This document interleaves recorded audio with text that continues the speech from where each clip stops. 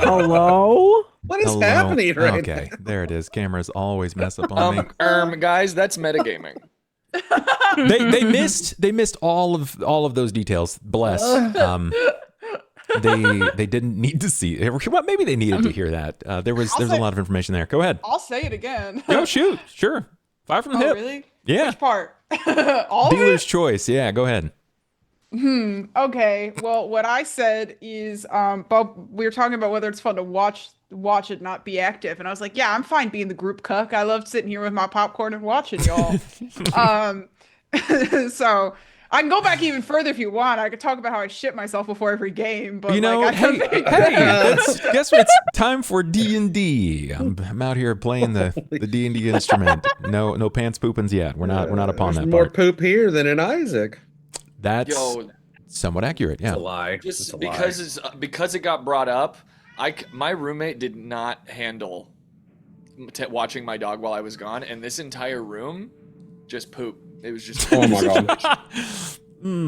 I love that. Like 2.5 hours to clean it up, and I still have to go rent a carpet cleaner tomorrow because it's like not totally there. We got gifted one recently for our little bunny rescue, and we use it like weekly and never for the bunnies.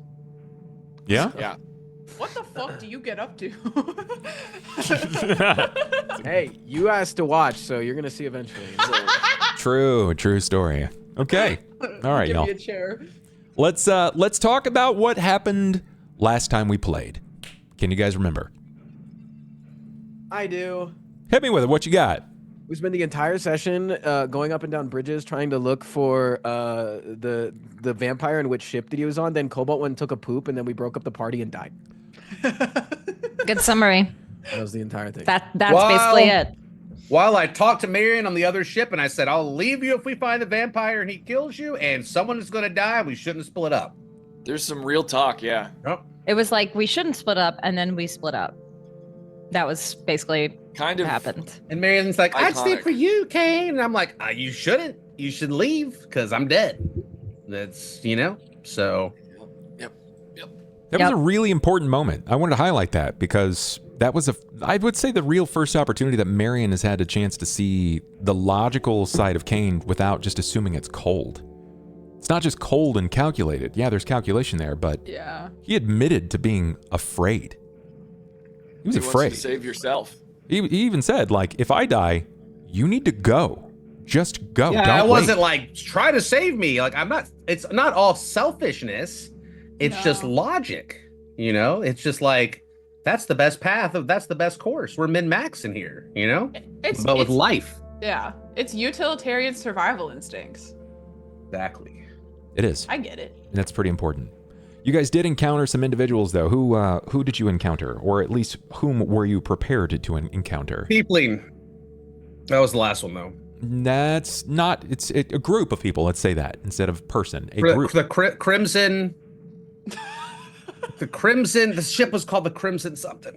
No, it was specifically during your moments. Are you speaking of the trust? I am speaking of the trust. That is Trust. correct. Yeah, I knew that. Yeah, we threw up some gang signs at them. you did. And they, We did. Crazy. You did, in fact. Call out gang shit and told them to step. yeah. Call And me then both. they just walked off. We were like, hey, come talk to us, And then they were like, nah, bro, we ain't interested. I don't know if that's how that happened either, but we'll I don't remember this very well. What? They just walked. They like ignored us and walked away. Is Yeah. right. No. They walked up, and then we saw talked to Ivan them? fall, and I went, I'm jumping in. yeah. You guys dimension door. They were as boarding. Oh, I missed that. They were boarding to come up to you, and you both dimension doored out to the water. That's So fucked. sick. That's Squid, actually why? really funny on our part. I should have stayed. I should have just stayed, mate. Well, I can't save 3 people on my own. True. might have been 4 if I had stayed. Yeah. Okay, whatever. I swim good. Did you guys meet any notable NPCs that are worth potentially remembering? Yeah, the tiefling. You did meet a tiefling. Yeah. And she had really sharp teeth, and she was hot. And she was hitting on Marian real hard. It made her Real dance hard. for her. Yeah. That was Marian, what was her request? To bust it down nautical ass. style. Yeah, kind of, yeah. She told me to dance to no music, mind you. So that was her way of like, yeah, prove yourself. I offered to draw her a painting, but she did not want that. Yeah. So yeah, I threw it down and it was surprisingly good, and everyone was impressed and cheered for me in awe. It was quite good. Your performance was very high. Performance was in fact very high. You did manage to clear out pretty much everything on Middle Row. That's 150 feet above the ocean surface. You are in a harbor. It's in the air docks. The docks themselves are made of sorewood, so there is no support beams that lead down to the water. They just naturally float. That's just what they're capable of. The docks themselves, the moorhead, is just a series of tie-offs so that the ships don't float away. It took 4 hours to investigate. 4 hours of walking around for Ivan in Sera's half-plate armor. Ivan, Right. who's used to walking around in a t-shirt and pants. We really were fucking around. Booty He shorts. just had to have that armor He put and on continue to wear it. 70-pound Fucking around. He looked good. half-plate armor. And yeah, It's true. looked great. But can you imagine? When's the last time you guys just picked up like 20 pounds and threw it on your back for more than 20 I have minutes? LARP armor, and that shit sucks to wear. Okay, You guys don't train like Goku? I hate that shit. I can't wear it to the Ren Fair because it's too heavy. Yeah, now imagine 4.5 hours of doing somewhat physical labor trying to investigate So ships. committed to it. Yeah. Yeah, so Like, while you it was mechanically didn't have fatigue, I was treating your character as if you were operating under duress. It was limiting your movement. It was cutting your speed. And then, when you ascended to the 200-foot floor, or Tier 3, at the Moorhead in Air Docks, the first ship that you found, everything went belly up. It went very poor, very, very quickly. And in the course of about 36 seconds, we saw the death of 3 players. 3 characters, per se. First, it was Ivan. He was lifted by a dock worker and walked off the ledge. Then they moved in to target Sera. After she had bull rushed them over. he fell 3.1 seconds, by the way, before I dying charged instantly. them like a football player. You did. You speared them both to the ground in your state. Now, that's incredibly brave. But can you imagine what it must be like to be a paladin with 1 arm, no armor, no weapon, and half dead? Oh my god. No. And yeah. So are their bones like jellified, or are they like pancake people like in a cartoon, or what? Are you asking if you can put our bones in a vial, Cain? Is that what you're asking? If you can even find them. There has never been a Get better some opportunity marrow? for Cain to collect everyone's blood. It's right I now. don't really want anyone's blood but Marian's, and she's alive. So I mean, Yeah, it's true. She's they're all not. kind of like normal. She's not freely volunteering it. It's true. That's case in point. Okay. The next 2 went over moments later. They watched. by the way, 1 damage. It was 1 damage. I was 1 damage away from killing that thing that was about to 3. We would have had a chance if I had rolled 1 higher. That's true. That's Buddy. true. The dice tell a story. The 3 of you plus 5 gnomes fell into the harbor 200 feet down, taking 19 d6 points of damage. That's a lot, guys. It's a lot of damage. It's more than my fireball, bro. By a large margin. That's like 3 of his fireballs. It's 3 fireballs. Yeah. 3 deaths. The first time we've seen anything like that. Well, I guess here with this group in about 50 sessions. It's the first time. That's huge. Yeah. After PBing. Yeah, well done. Well done. I'm gonna PB, dude.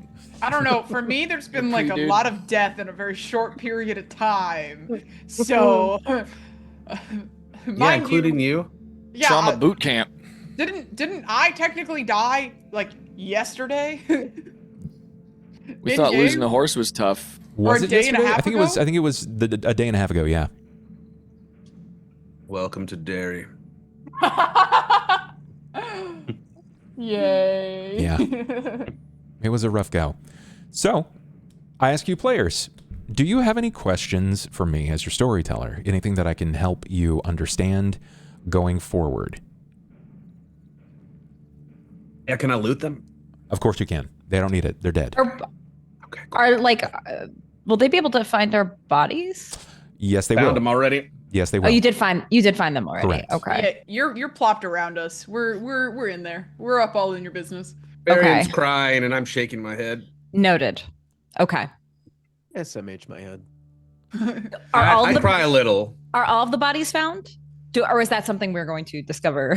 We were in the water going after Ivan, who fell first, and then 2 more plunked, so we had a good idea of where. Okay, so you Yeah. basically Yeah. have I ID'd the 3 of us essentially. I Okay. would- Yeah. Because we were in the water when the other 2 hit after we were already fetching him. I would like to clarify That's so that so crazy. everyone has an understanding here.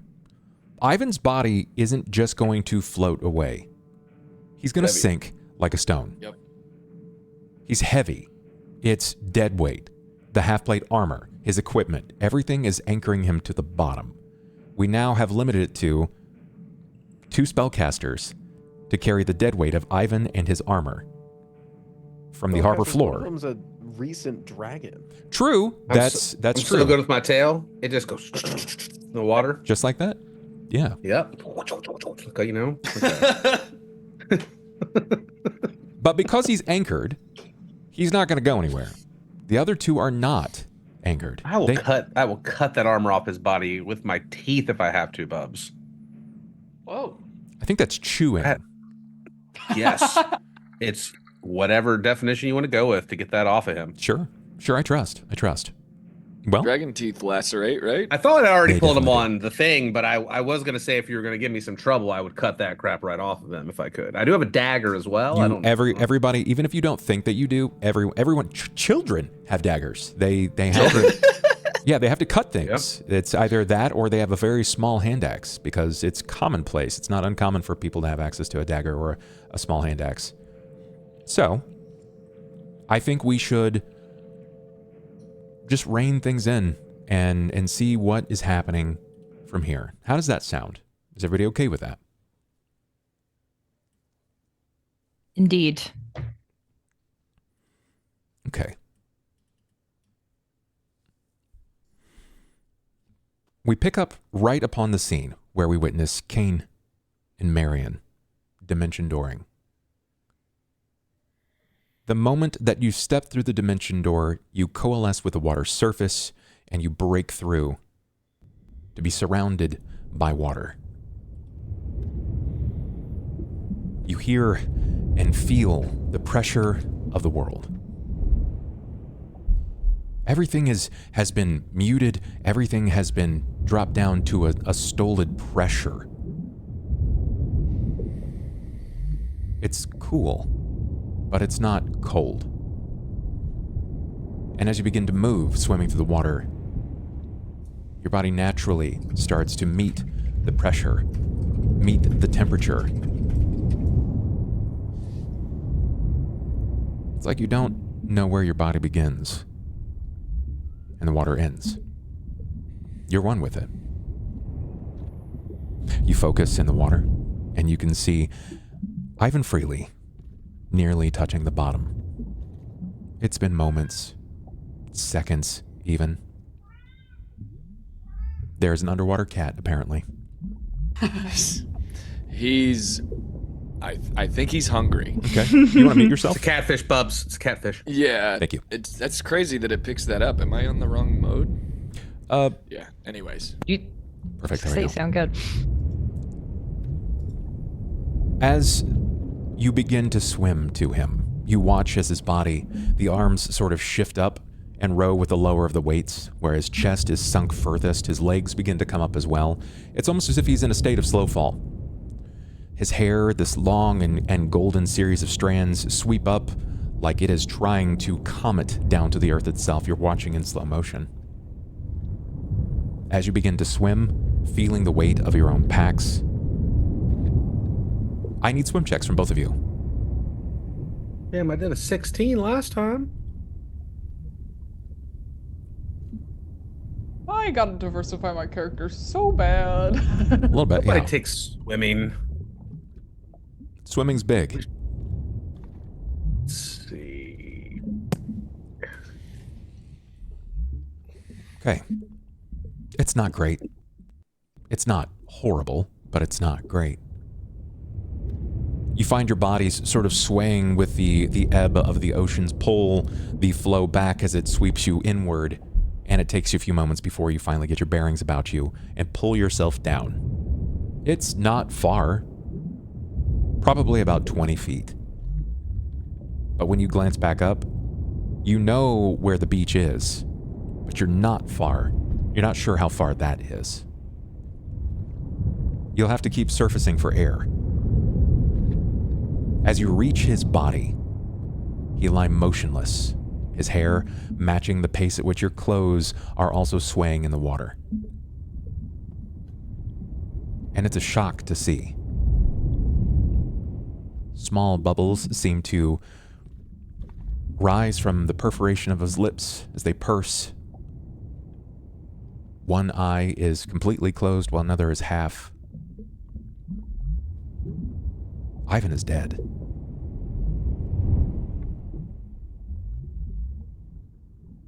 What do you do? Can I see Marian? You're right next to Underwater? each other. Yeah, I'll turn to her, and silently he'll just go. I'm gonna slap Ivan across the face to see if I can arouse him. Sure. Like, kind of just like any sort of thing to like not. She doesn't believe this right now, so she's like trying to wake him up a little bit if she can. Okay. Okay. You draw your arm back, you feel the pressure, but you connect with his face, and his face turns as it was dulled. Dead noises. Nothing. I want When your an hand acid dart. connects with his cheek, you see just another gout of bubbles as his mouth opens. You wish to acid dart. Are there like leather? I'm guessing it's like leather straps that hold the armor together on him.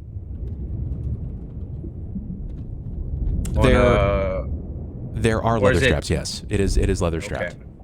How does acid dart work underwater? I'm trying to find that out right now. It's magical, but I don't know. That's fair.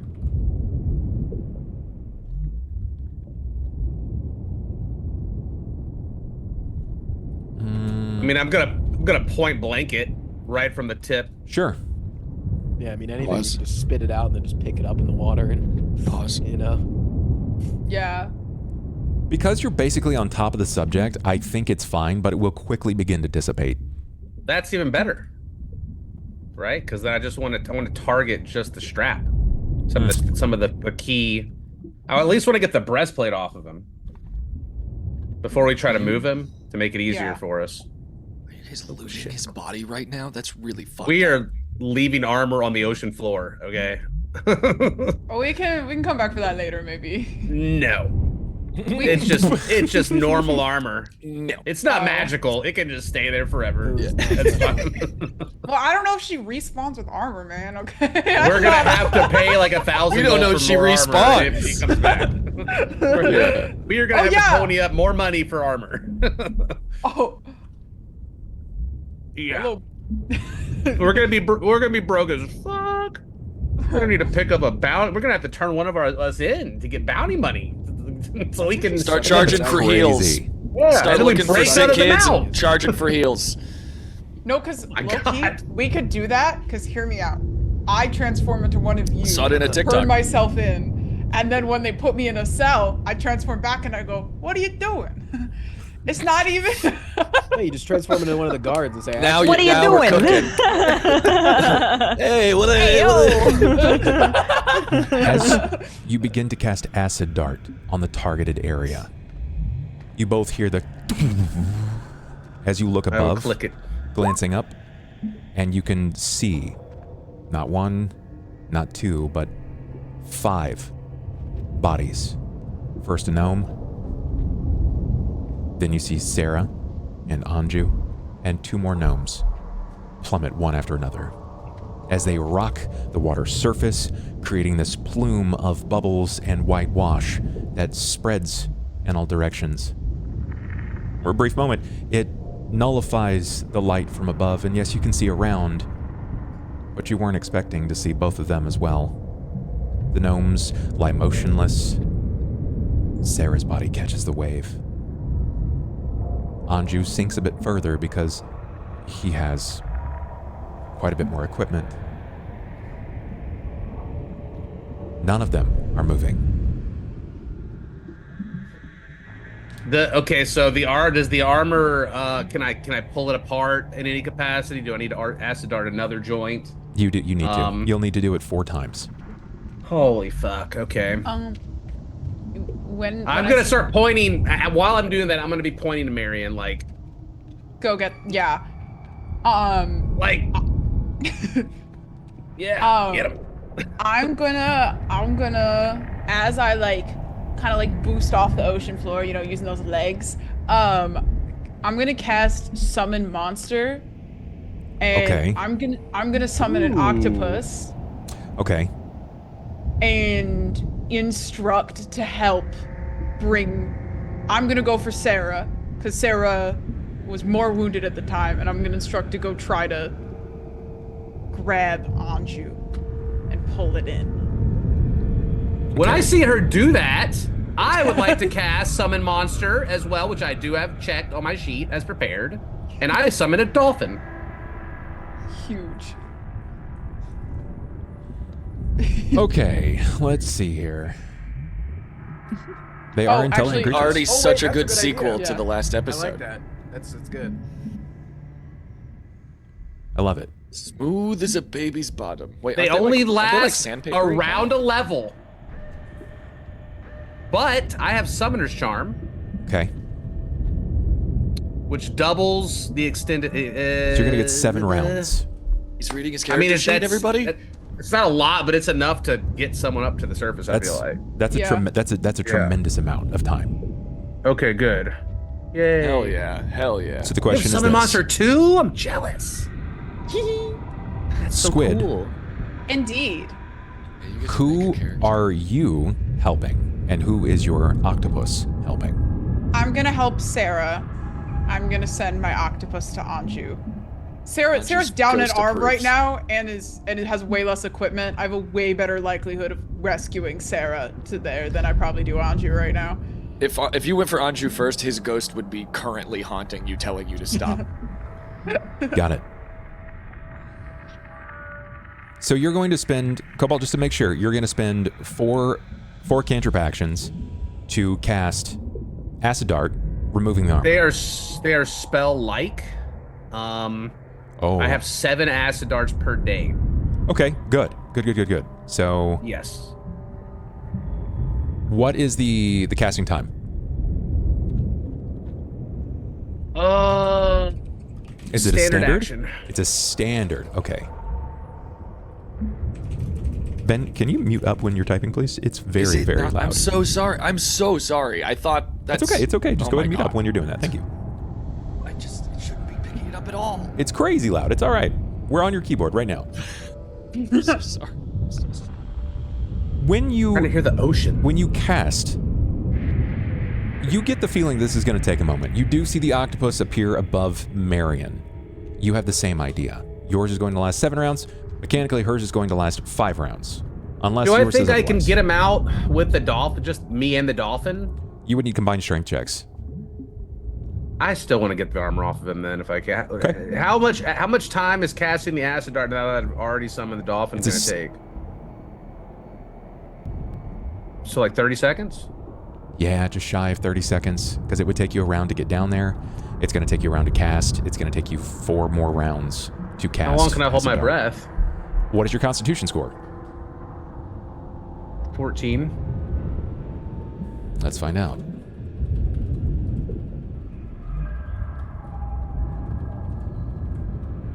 You can hold your breath. Oh boy. 5 rounds plus your Constitution modifier. 2. So 7 rounds. Can you hear this? How long? Slightly, how many yes. rounds? It took me 1 round to swim down, you said? Yeah. To cast all 5 spells and to swim down, that's 6. Okay, what I'm going to do then is I'm going to finish casting the acid darts on the joints that I feel like need to be melted. Yep. Then once the armor is free, I'm going to try to move him onto my dolphin as best as I can onto its back.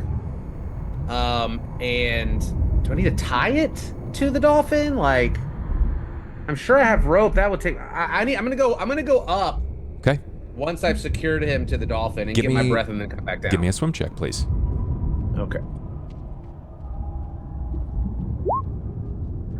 Do I have a reroll? You have 1 reroll.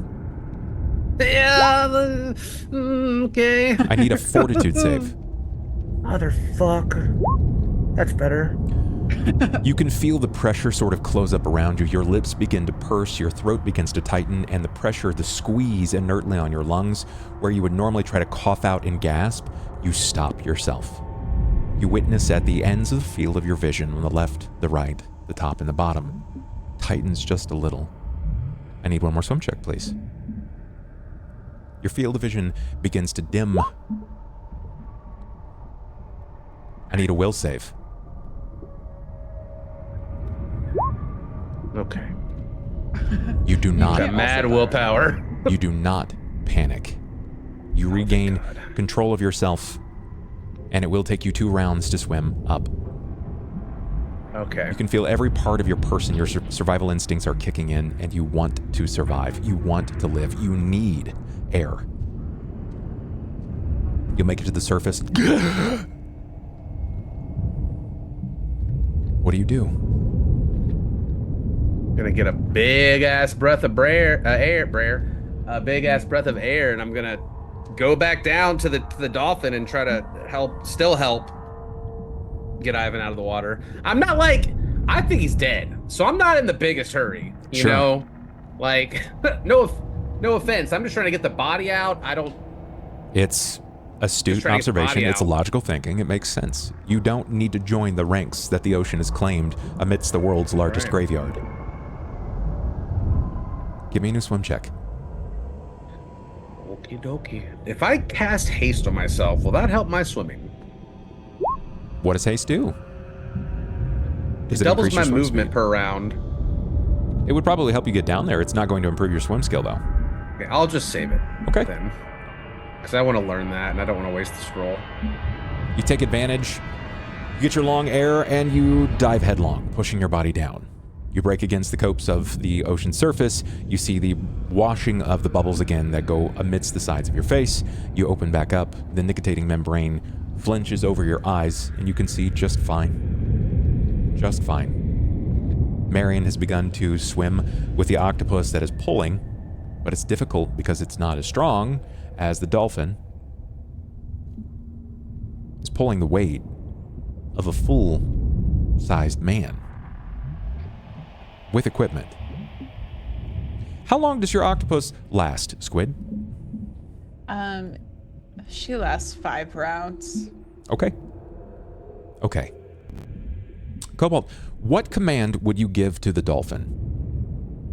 I'm going to hold on to the dolphin and then grab a hold of Ivan so that he doesn't fall off. And then I'm just going to tell him to swim to the shore. Okay. His name is Bartholomew. Nice. Nice. Summon monsters themselves, they are not just magical creations. This isn't Mickey's Fantasia. These are real living creatures. They're not going to fight unto the death. They will fight until they suddenly can't. You have just managed to annex them from their plane of existence. Most of them are even intelligent because that's just what they can do from where they're from. That's from SeaWorld. Yes. They just came from the Ying Yang Twins show, actually, at SeaWorld. That's right. He's very smart. Don't let me go back! No. You usher this command, and the dolphin struggles. I need a swim check to accompany here. Otherwise, you're going to add your duress and weight to it. Yes! It's good. It's good. I'm kicking my tail and my feet. You've managed to wrench free the backpack. I would like to note, or excuse me, not the backpack, the armor, that when Ivan becomes free of this, the armor itself is still tangled up in the backpack. You are not certain that his bag will remain. Don't care. Okay. Above board, I will leave it to a series of rolls just to see. It'll be a percentile chance more than anything else. Okay. All my shit again? You lost it like 3 I episodes. would specifically like Also to lose like the cursed 3 dagger times. that he has. I feel no. The dagger dice. stays on my it stays on my back on my hill. So that you'll always correct. It'd be like a hip thing. Yeah. So Yeah. it's I will remove it from his body, and no, I'm not That's gonna fine. do all You can that. loot it later, but I'm letting you know you don't have to go. I was gonna leave it on the ocean floor, but I will do that to you because Got you it. like your dagger. So, it's not that. I wouldn't be thinking about that right now. I wouldn't be worried about that. okay. I mean, the bag. I mean, I would make a grab for it, but It's if it's gonna be caught up. If it's It's caught up in that. Which is fine. It's something that we can address in a minute. The camera's going to turn Okay. back to Marian. Marian, I need a swim check. Love to give you one. And I need to know your constitution modifier. How large is that? 1. 1. Okay. I will need you to make a fortitude save. Okay. I swear to good. God, if we all drown in this ocean, I'm gonna be so mad. Very good. So funny. You panic. Give me a will save. Let's just see how bad this is. You know you're sort of at the end of your rope. You're good. Okay, it's not so bad. You can feel some of the light sort of like washing away from your field of vision. You know what it's like to be at the end of your rope. You want to gasp out for air, but you know you can't because you'll just take on ocean water. You instinctively let go of the body of Sera. She does not resist. There's no energy, there's no motility, no motivation, no nothing. She ragdolls as she starts to slowly sink. The water begins to carry her. You rise to the surface, gasping for air. Your hair washing around your face. What do you do? Gonna wipe my hair out of my face just in one slick motion, and then instantly dive back down and try to go grab her. Okay. Okay. And you manage to do so. You dive back down. Give me a swim check, please. Oh my God! You have a luck reroll if you'd like to use it. That's. I just feel like it's gonna get worse. It can't get worse than a natural 1. Statistically, it's not going to happen. But if you do, the dice tell a story. I'm sorry. Okay. I'll reroll. Better. That's Okay, a lot better. actually, okay. Chat, they might be in trouble here. just saying. You begin to swim back down to Sera. She has not floated to the bottom. She's about halfway. You make it to her body. You curl your arm up under her torso, and you start to swim. Give me a new swim check, please.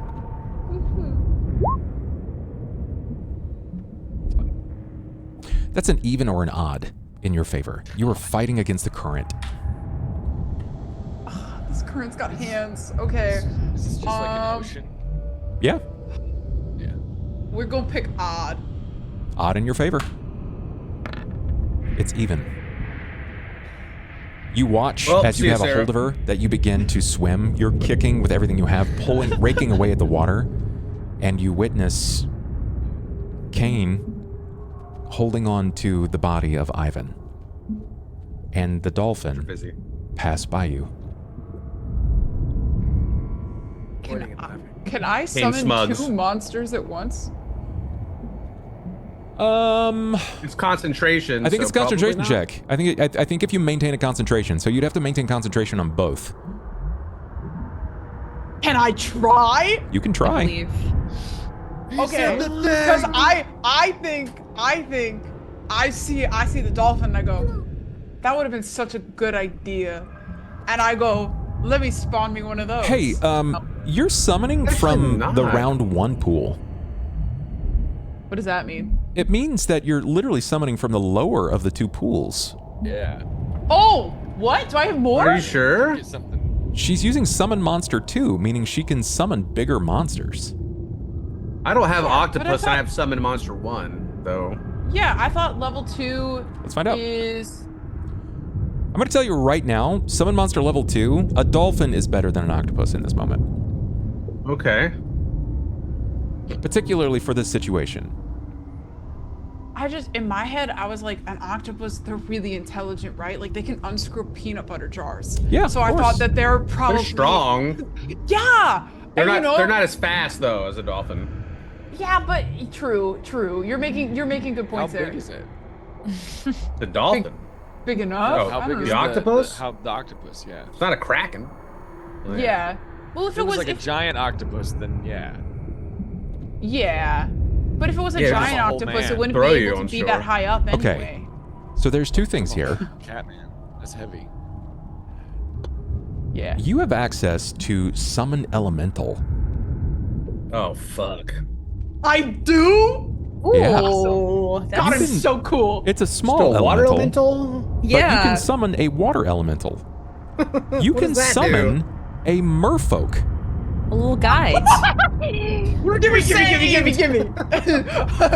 Give me a merfolk, please, and thank you. Awesome. Got bring Ariel the gonna little save guy. us? Your name. The You gotta read aquatic your spells, bro. animals.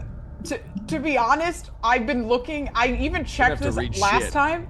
Don't let him And bully you. I didn't really understand what elemental was. I don't think until this moment. I honestly, in my head, That it's is like the very little, confusing. it's like the little flame Aeternox from Skyrim. That's what I think of. And so I was like, how's that useful here? They're like, I've looked at it before. My Yeah, bad. they can vary from small to very big, and they're the incarnation of whatever element they are. You literally summon a mermaid. powerful as fuck. You can summon a mermaid. Can I? Yeah, I would like to summon one mermaid, please. Got it. One mermaid, please. One Oh mermaid. man. Got it. Yeah, that makes sense. Oh boy.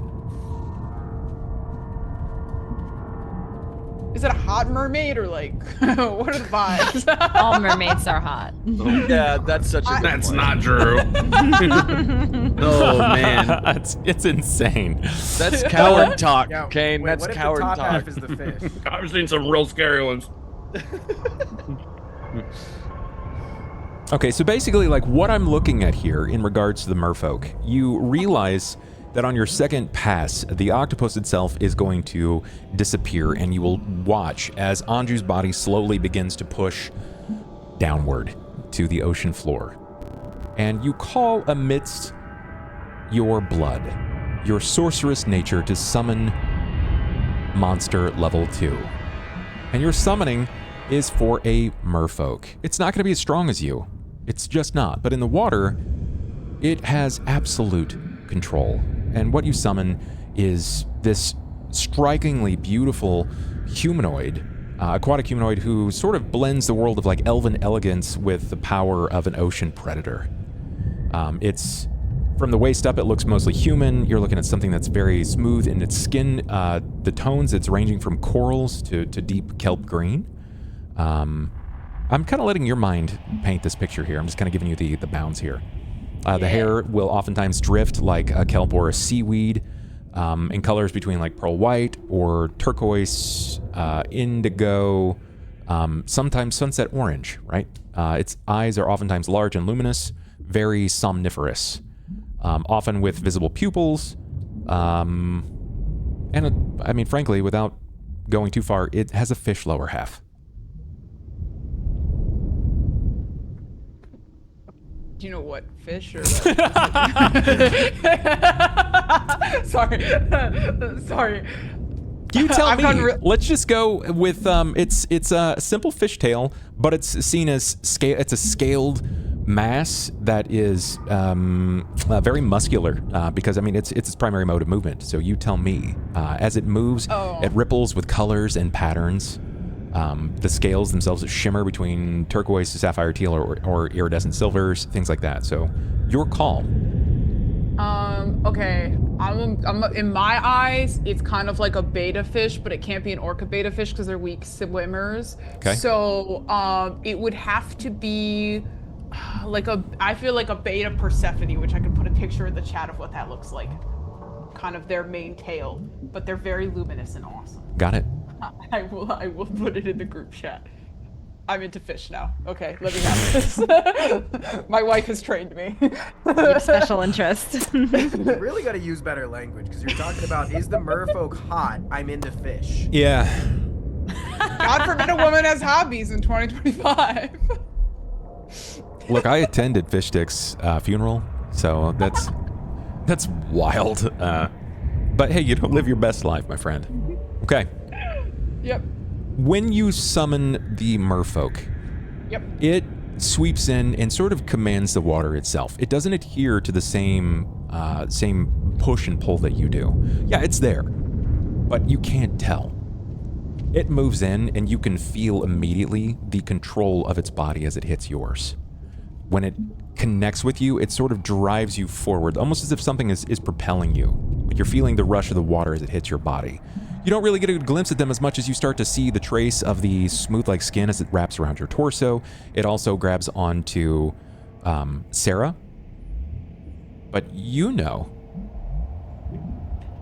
that Anju is still sinking.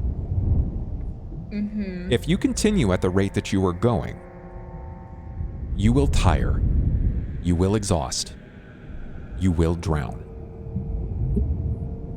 And Roth told you she won't be saving you again.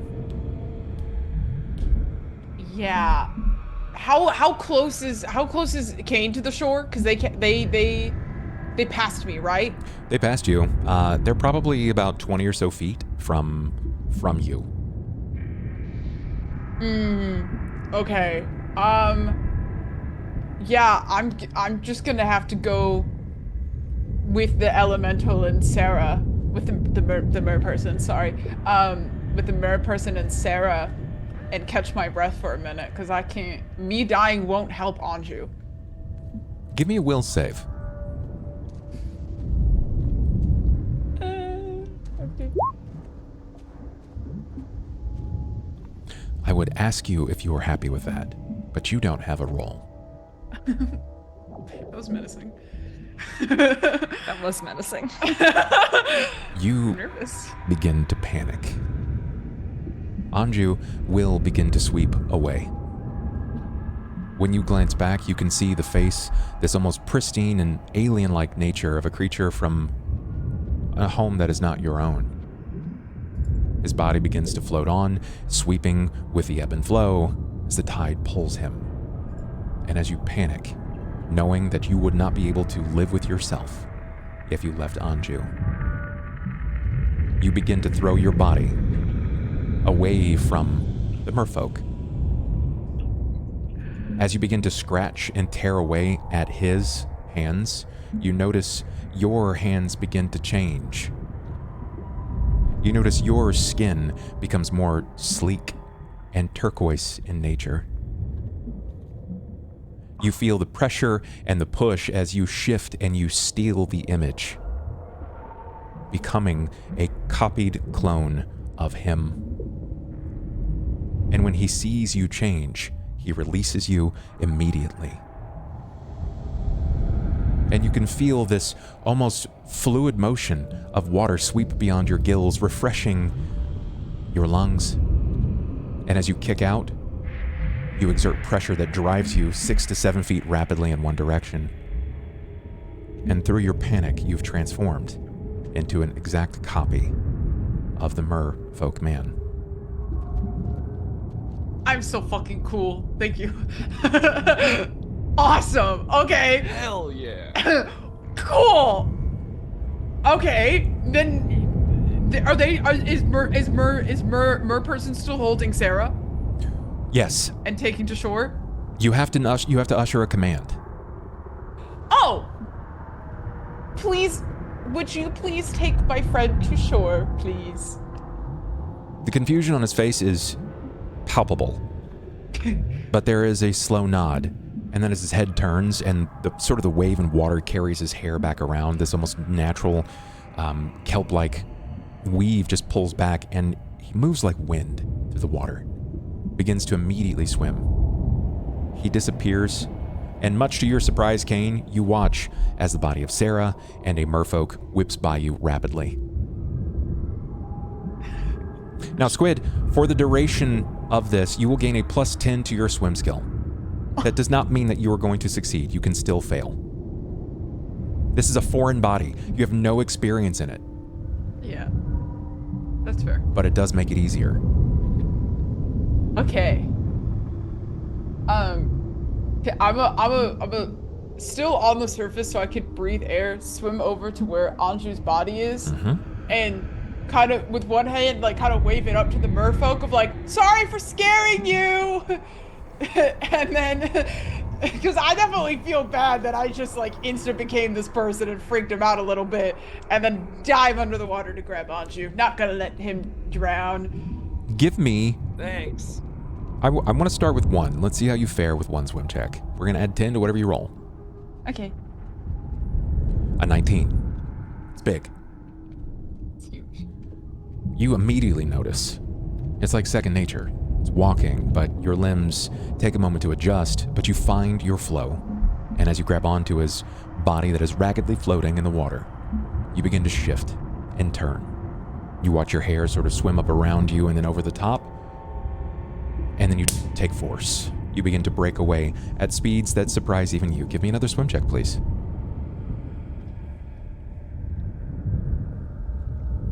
Massive. It becomes easier with every attempt. You've never felt more comfortable in the water before. And a part of you isn't sure that you ever want to leave.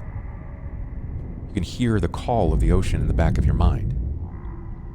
You don't have to worry about falling here. Gravity is different. The ocean welcomes you. Our camera turns. This time, not to either of our survivors, but instead, it's one of our players that have passed on.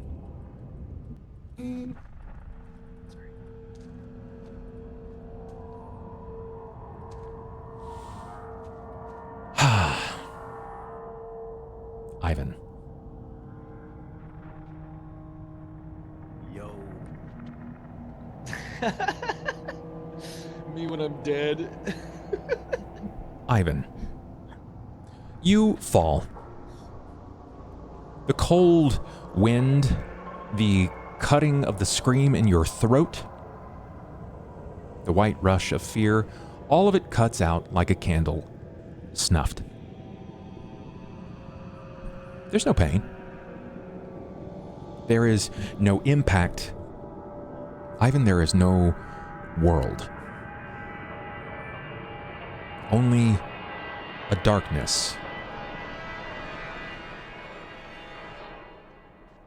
The faint sound of paper.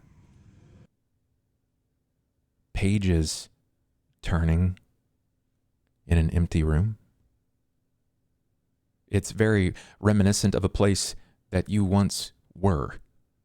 A place that you had fallen, and you can see that there is an opening in the floor, like there was construction or reconstruction, and it's not quite finished.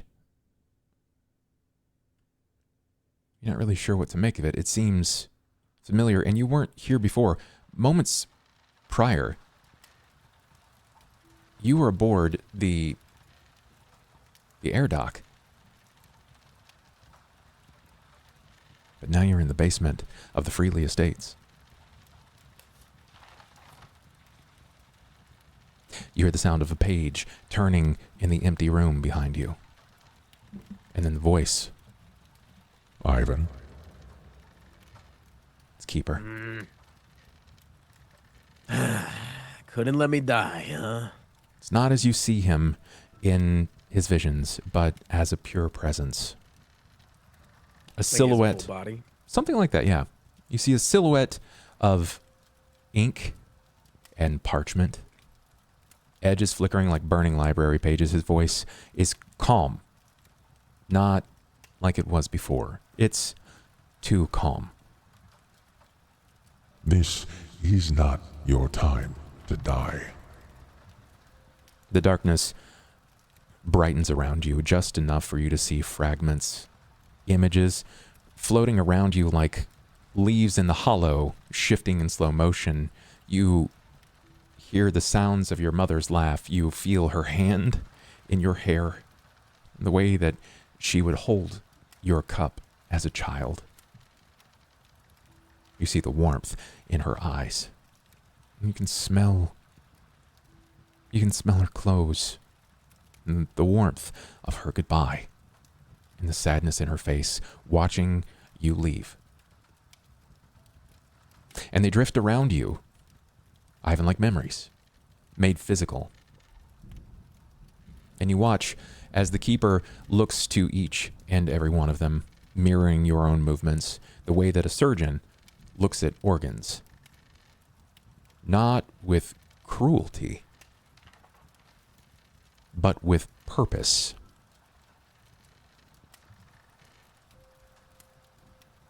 I'm saving your life. He seems to hazard some sort of complaint in his voice, ledged, purchasing for any kind of response, but nothing. But there is a cost. He lifts his hands, and the memories begin to tremble. These make you hesitate. These make you weak. Each and every one of these make you want to run from your pain instead of mastering it. One by one, each memory of your mother begins to ignite. Not in flame, but in this static. It dissolves like old film burning through on a projector. And Ivan, you feel them go. But you never quite forget that she existed. But everything warm, everything gentle, everything that made her yours is gone. A hollow space opens in your chest, and Keeper steps closer to you this time, his voice softer. It's not kind, but intimate. I'm not punishing you. I am preparing you. He takes your head, his fingers across your chin, the same way that your mother used to when she was trying to teach you an important lesson. It feels wrong now. If you want these memories back, He whispers. come to where our bond was forged. You see where he means. But more than seeing, you feel it. It's a direction. It's a pull. Deep and old. Come to me there. And there I will return what I have taken. The last fragment of your mother's face seems to flicker in your field of vision, Ivan. Not once, twice, and then it disappears quickly. And you feel the release of Keeper from your body. Live, Ivan. Live and seek me. And then the world slams back. An air longing to touch your lungs, cold water rushing over the top of you, pain sweeping in, but you breathe yet again. Or at least you try to. And you live. Because the Keeper made sure of it this time. Am I underwater? You feel that you're definitely underwater. You also feel your body being drugged. Lighter than you were before. Your hair is being washed up over the top of you. You realize the sensation of the cool water as it presses by your body. You can feel something sort of sleek, not quite slimy, but different to the touch. And where you focus, your eyes fall to a dolphin and a dragon man. You're rushing rapidly. What do you do, Ivan? I mean, did you just say I try to breathe? Do you? When I just, yeah, and then I'm waking up. Of course, I'm gonna go. Okay, sure. Give me a fucking choke fortitude. and pass out.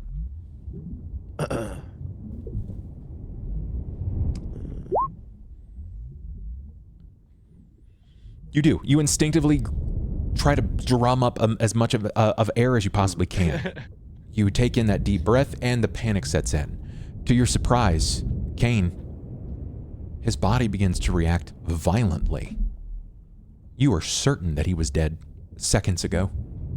And when you glance over, his eyes are both open wide in panic, and he's in full survival mode. Yeah, that's pretty freaky. Yeah, that surprises me, and I mean, I'm just gonna jerk him as hard as I can, I guess. Pause. To be like, we're going this way. We're getting out of here. Kind of like it's more of like it's trying to like snap him back into his senses, but also to be like, I gotcha. I gotcha, buddy. Do I immediately see where the shore is? Not off rip, no. Give me a swim, please. Then I'm trying to go up. Yeah. And it's good. He manages to shake you enough, but you kick off, right? You pull away from him. And you if he starts trying to go up, I'll let him go. Yeah, and you swim to the surface. The moment that you kind of come out of the surface of the water, you start coughing. Like you just start releasing water. You probably even vomit a little bit. You took on more water than you intended to. You instinctively look around and you can see nothing but the ocean from your field of vision. As you turn, there's wood above you in your periphery and the beach, and that's Trollenport. Yeah, you're still here. The beach itself is probably about another 40 or so feet away. You do not see your allies. You did see Cain below. And that was a dolphin? Did he make friends with a dolphin? He do be making friends with animals. He does. He's very aloof with people, but good with animals.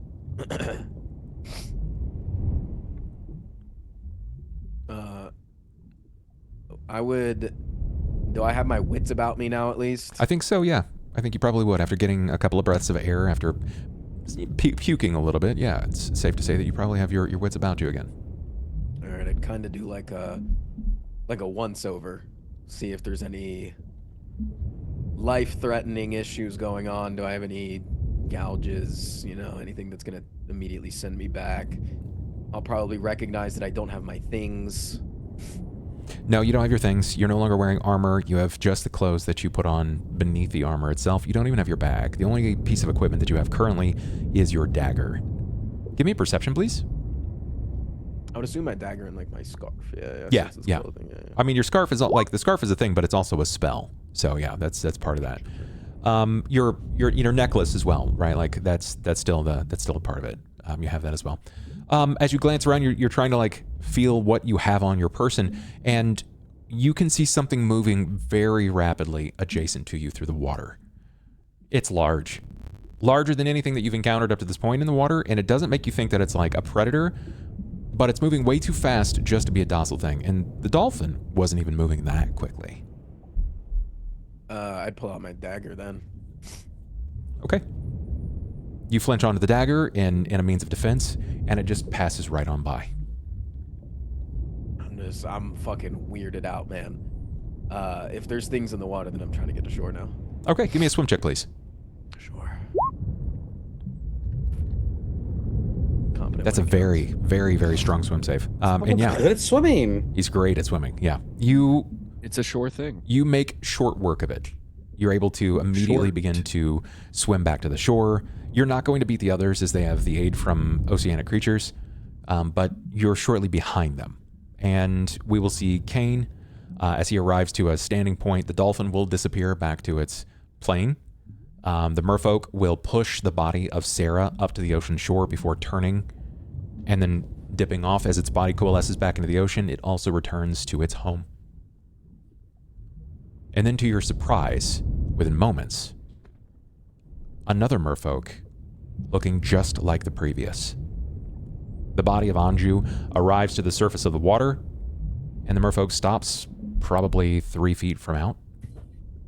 It's wearing the robes of Marian, but it doesn't look like Marian. I feel like I'd put 2 and 2 together. Safe to assume. Marian, Marian? You see from now coming to the surface, he's alive. You are certain he was dead. There's not a maybe, what if, snowflake's chance in hell. He was dead. No, not can. I'm gonna, without saying a word, can I swim over and like grab him kind of in a hug way, but I clearly have one arm being used right now. Do that with the other, and I'm gonna try to swim him to shore. Yeah, it's safe to assume that you're probably like most of the way up the shore. You're probably at like maybe hip depth, and you're surprised at the speed. The merfolk moves very, very rapidly in the water, even at that short level. I can stand. You're doing more. I can't breathe. Let me help. Is my stuff in the water? I can check. And I guess important is checking, and then I guess you just fucking leave. That's fine. Yeah, I'm gonna throw them onto shore. Okay. I'm pumped right now, and I'm loving the water. So I guess then I'll go back and try to swim and see where his stuff is. Sure. It's not going to take you very long to get out there. I want to leave this to we're going to say it's a 30% chance that the bag is opened, and I'm going to leave it to a 20% chance that anything else may have left, in which I'll have to go through your bag. So, Frost, give me a number 1 to 10. Excuse me, 2 numbers, 1 to 3 numbers, 1 to 10. This is your 30% range. I'll do 1 through 3. 1 through 3, got it. Your bag did not open. Now give me a 20% range, so 2 numbers. 2 and 3. 5 again. Your bag is fine. Marian, as Not this time, game. Fuck you. begin to sweep to the bottom again, and your eyes sort of adjust, you're seeing the world in a whole new light. The further you go down, the darker it's supposed to be, but your vision highlights and brightens the world in this almost fantastical approach. Everything exhibits colors of which you've never really seen before. When it comes to the surface, it dries. It begins to sort of decay. But in the water, it exists brightly. Spectrums of light of which you've never seen, fish that you may have seen in the market before that have reached this dismal pink and or gray are now exuding colors from spectrums of which you've never seen before. You couldn't even begin to explain it to people. Rich neons and faint matte colors that it's not what you would expect. And they don't seem to fear you, to your surprise. But you reach the armor. You find the backpack. You grab onto the bag. You try to pull the armor, and it's nestled in there, kind of tight. You've already noticed that the sweeping of the water has started to carry some sand up over the top of it, or at least in some of the open bay of the bottom half of the back.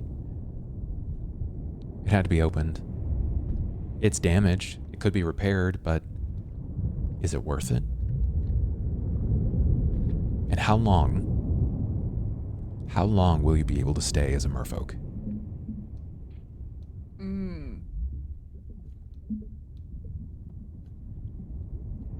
Okay, so I can't. So can I just like yank the bag from under the armor? Of course. Of course you can. Did you? I'm asking. Did you want to try to save the armor?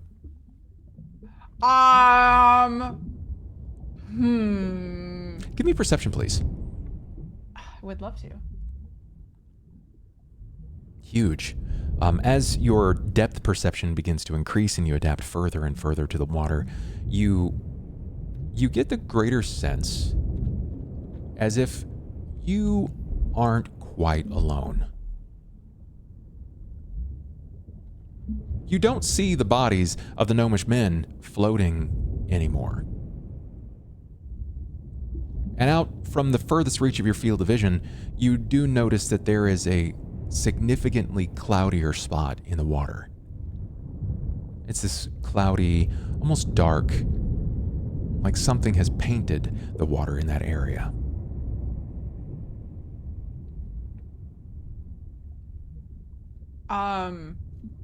You smell it. You smell blood in the water.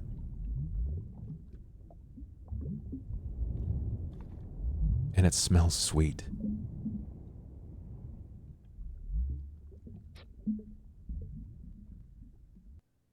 Wait, like sweet. Am I a vampire now? What do you mean it smells sweet? Your Okay. senses are heightened.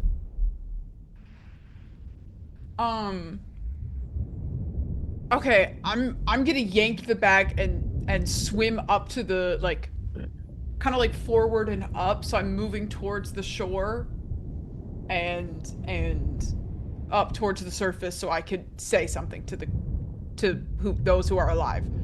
You grab the bag. You manage to sweep it all the way up. It's not heavy per se, but when it's so much stuff in it, the bag itself is taking on water. It's very waterlogged. It's quite a bit more dense. It takes a bit more effort. People aren't taking on water the exact same way. They're heavy, yes, but this is different. It's like you're sweeping a balloon's worth of water as it continues to grow. And you're confident that as you reach the surface, as you move back to the beach itself, you're glad that you've made it back that far. There's movement in the water. It felt unnatural to you, maybe more predatorial. You can't imagine that many people fall from above, and if they do, who's going to tell that story? You rise back to the surface. You drag his bag. The moment that it seems to come up above the water itself, it starts to immediately run out with a variety of things. If you have any potions in your bag, not that I think you had to worry about that already because your stuff exploded upon the last time your stuff exploded. You know, you kind of fell out of the air. So you don't probably have much that's going to break immediately, which is fine. What do you do from here, Squid? Am I like... I'm not yet at the shore, but I'm close, right? Or am I think that you're very close. I think that you can feel the top of your head sort of coming up to the surface. Okay. I'm gonna look around and see if maybe Sera or Anju has magically woken up as well. They've not. In fact, back at the surface side, we see both Cain and Ivan have drugged them both right up to the beach. You've laid them out flat. I think as that kind of reality hits of, oh, one person, like, he's up, but they're not, I think her eyes will start to water, and I'm just gonna, like, loudly say to them, there's something else in the water. And keep trying to get out as quickly as possible. Now, to describe her situation as a fish out of water is surprising and unironic. The struggle is real. You begin to pull yourself, but movement is very difficult for you at first shake. You're literally beaching yourself. I need a will save, please, so that you can try Sounds to regain. kinky for some reason. You try to regain composure and pull yourself back to the vision of Marian that you'd once had. And you do so. It takes a moment. The anxiety of being in the water, the smell of the blood in the water, and how it just seemed way sweeter than normal. You wonder to yourself if now you might be some sort of vampire, or if that's what the vampires smell when they smell blood. Your mind starts to race, and you start to focus again on what it was like to be who you were.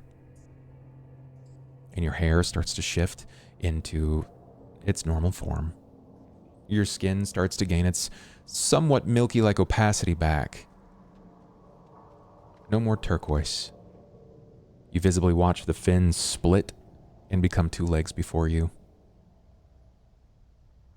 You almost instinctively kick your legs just to make sure.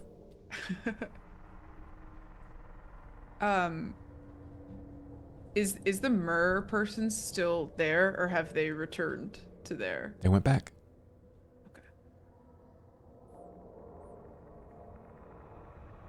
Okay. Back on the surface. Back to your bearings. Your allies still dead.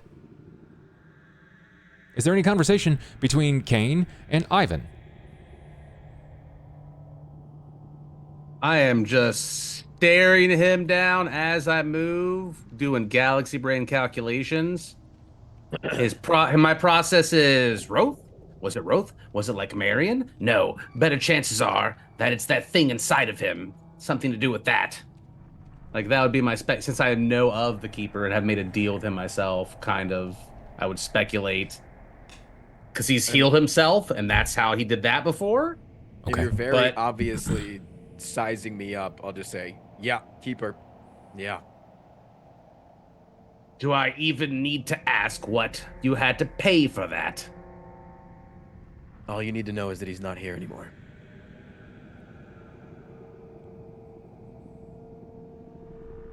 That good?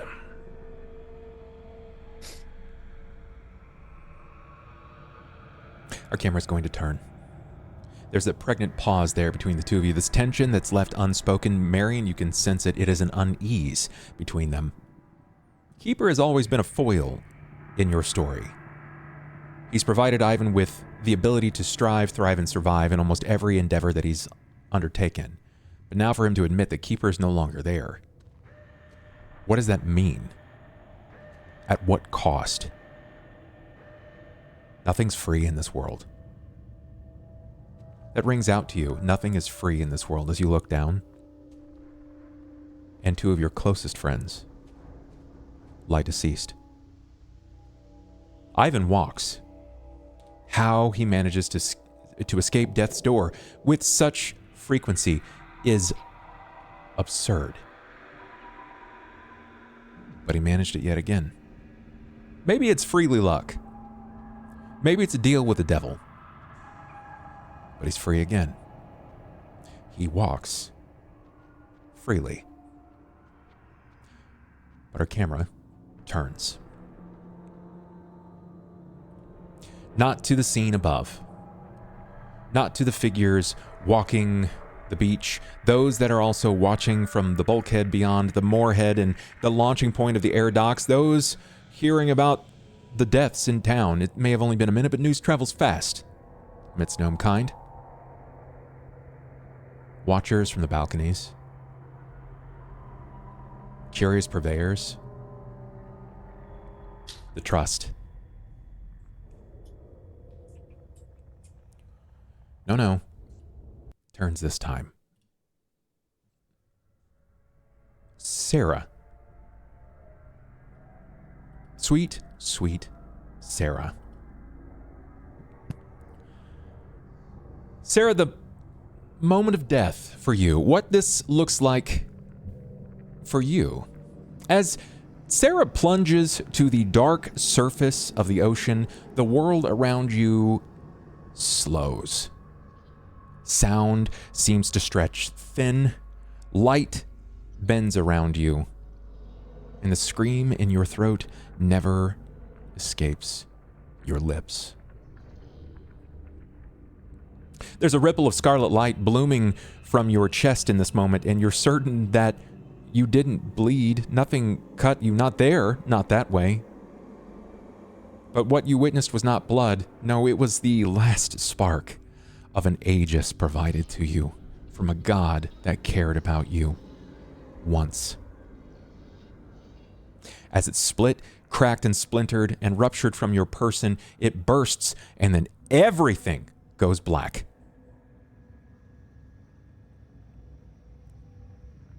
And black is replaced by red. Not blood, but emotion. See, it's this pulsing living, unbearable red. It's the color, Tracy, of heartbreak, of fury, of obsession, longing, and grief, all pressed together until it becomes a single, solitary light. It is a shape that forms within it. But it's not a woman. And it's not anything mortal.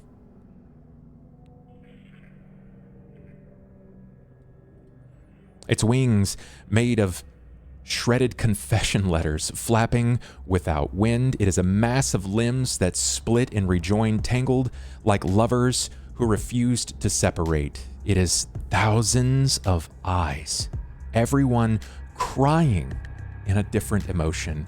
It is rage, it is love, it is sorrow, it is jealousy, it is ecstasy.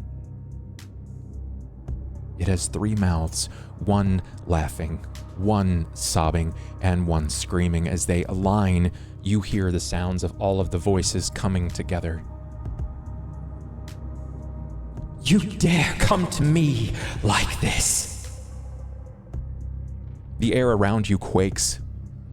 Your red world trembles, and the fury shifts, rippling, reforming, a cosmic creature trying to remember how a face works, Tracy. I gave you my heart, my voice, my name! The mass of wings fold downward, lowering the deity to your level. A towering silhouette of hurt and pain given shape. And you live like you are already dead.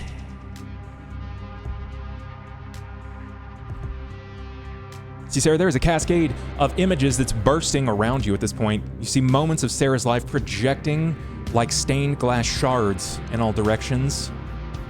There we see Sera holding back tears, Sera choosing restraint instead of wild passion, Sera sacrificing herself time and time again, tucking her emotions away, hiding, making herself smaller, Sera refusing to be fully loved and to love fully. But most importantly, Sera refusing to love herself. The Fury's limbs curl inward, protective and angry, rising up to form a face in the space between her palms, angry and shaking. Do you not understand? If you die, I am silence. Again. The wings plume outward, bursting, filling the void of the world. And I cannot be silence again. Not after I found you.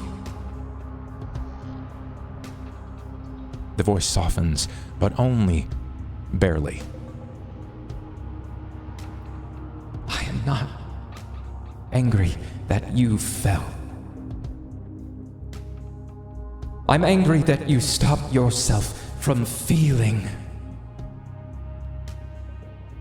Her limbs twist, attempting, failing, trying again, searching for purpose, trying to make something comforting, maybe a hand or a face. It could be the cradle of a mother's embrace, or a lover's embrace, a god's smite, or every effort in too much.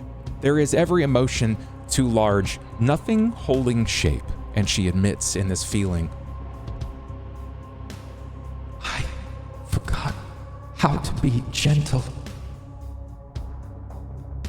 There is one singular eye, Sera, just one, that becomes human. It is soft, it is wet, and the way that it moves is something of memory, but something not quite whole, like it wants to try to remember how to be a watchful mother's gaze, but it can't quite take the shape that it so desires. It's as if you are seeing your deity for the first time, and the first time anyone has seen your deity in a millennia. And she pleads to you, Sera, teach me. Teach me how to be remembered. Teach me how to love like you should.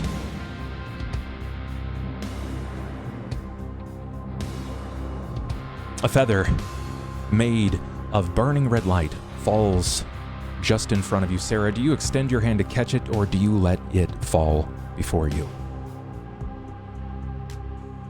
I let it fall to the very last point that it can. So I watch it with every little cascade that it makes until it gets to the very bottom where it can. And then Sera reaches out to grab it. As you grab onto the feather, you feel flame wash over your body, reigniting your limb. Rise. But rise not as a martyr. Rise as my fury. Rise as my love.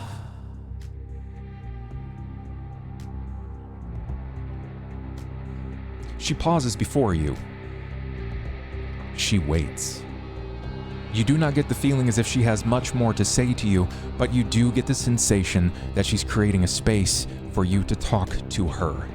The first voice to speak to her in ages beyond time and field of reason.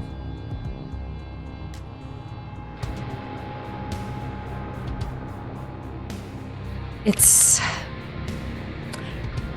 a moment like this when you think, what is the right thing to say or do? But that's the whole point. It's not about thinking about what's the right thing. It's about acting on what is the right thing.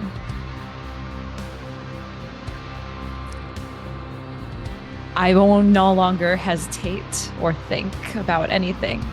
I will just act. You're right. It's not about being a martyr. It's just about living.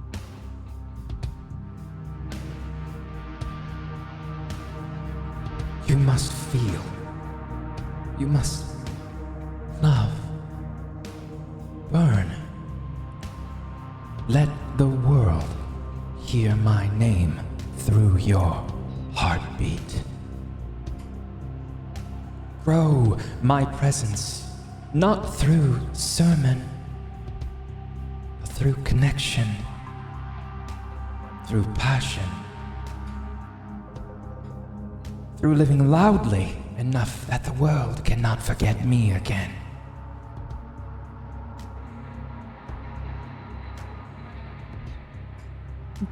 I will.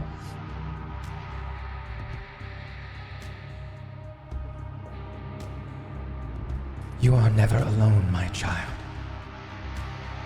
I will watch your side. And you will know that I am there every time you love. Every time you rage. Every time your heart breaks. That is where I live. Do you have anything else that you would like to ask of the Fury? Nothing to ask, only to acknowledge that she will, and that those feelings, they're so strong, and I know that you will be there, and I will seek out those more than anything else. She acknowledges what she said. Very good. Sera, when you've come to that conclusion, that moment of acknowledgement, the feathers begin to sort of disintegrate, or at least they amalgamate with the red around you, and the red shatters like fractured glass, and the world rushes back. And air slams into your lungs as you awaken, coughing, shaking, and burned by some divine emotion. Something you weren't expecting.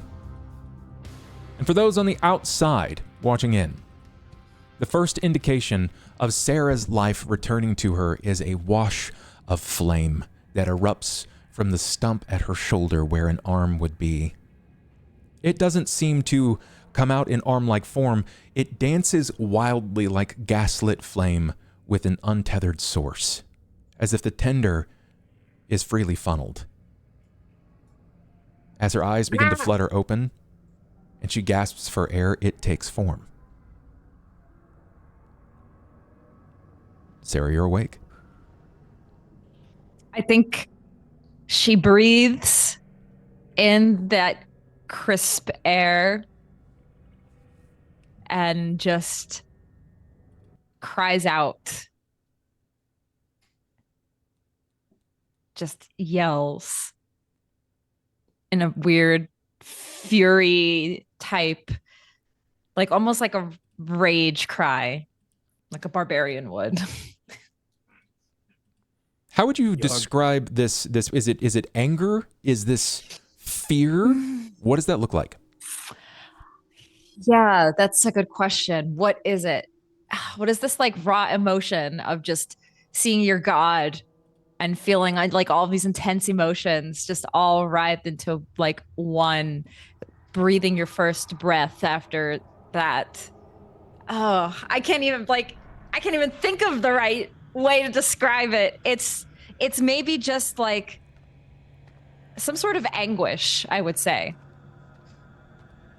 Okay.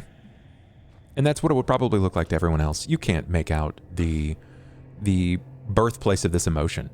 It is somewhere between pain and rage, frustration. Like it's all woven into harmony, and it comes out in this clattering of broken dishes and bells shattering and a woman's fury erupting. As your eyes begin to focus around you, you see the others. I just want to know, what would happen as she screams outwards, sitting up, sort of like The Undertaker, just straight upwards, begins screaming immediately? What does it look like from your perspective? I feel like Ivan's probably like kind of just sitting on the beach like this, like taking it all in. Looks over, kind of startled a little bit, and then just goes, "Your God save your ass too?" I'd just follow my ass when the flames burst out, and I go. I think I'd like stumble back a little bit to cause loud noise, very sudden, and then once I figure out what's going on, I think I would drop to my knees next to her and grab her hand and excited, wanting to kind of make sure that she's really alive and that I'm not hallucinating from drowning or some shit. And I think as Marian does this, that's the first step in this, is the emotion of somebody somebody I care about just grabbing me. I will kind of just act on that and just give you a big hug. And this hug is not limited by anything whatsoever. You get, it's almost painful. It's hard. It's a deep and hard hug. The kind when you've either just seen a lover for the first time in decades, or when you've just stumbled upon a lost animal that you didn't think that you were going to get back. It's tense. And it's the only thing that provides levity to the situation. And the camera turns to look squarely at Ivan. Ivan, you said it. As Sera awoke, your God save your ass too? Something like that. And it dawns on you. Keeper left you. Marian had a deep convocation with her god. But that crowning moment, the dawning serenade in your mind, that aha moment. Anju never had a god. I was just about to say that. Yeah. We must all have friends in very high places. Yeah, or low. One of us not so much. And I'll be gesturing towards the last body on the ground. Hey, No. should I check you for bites? Are you vampires? Anju. No. And it's kind of hitting Sera now also with that all means that yes, we have some gods. Anju didn't have a god. And so now Sera is feeling panic and fear. Can I get a memory test, please, from Sera? Oh. So go ahead and click your wisdom. I need you to break 10. That's a 2. You do have a luck reroll. Chad is not having it this week. They just said you guys are stuck. You're SOL on these luck rerolls. This is the only luck reroll. Do I want to use it on this? I think if you break 10, I think Sera would want to remember this. Okay, I'm rerolling. Please. Woo! Huge. Yeah. Worth. You're recalling as you're seeing the body of Anju. You see this limp and ragged man lying there on the beach. There is no response in his movements whatsoever. You can see water just floating from his mouth, from his nose. He's taken on so much water. And completely saturated. You know it's still him, but he looks different. And you're playing out the scene in your head as it was happening. There was a man at your back, and then another went over as you tried to lob him from the moorhead, and your arm got tight, but then he was there again. He wrapped his body around yours and shot an arrow directly into the face of the one gnome, and then there was a snap. And in the 3.5 seconds it took for you to fall, you felt the wind rushing to your back. You remember him saying, "Sera, I love you." He did. Oh no. Now she's just gonna cry. Tears. Actual tears. Just as she realizes this. She breaks down. Everybody stands around me while I'm crying.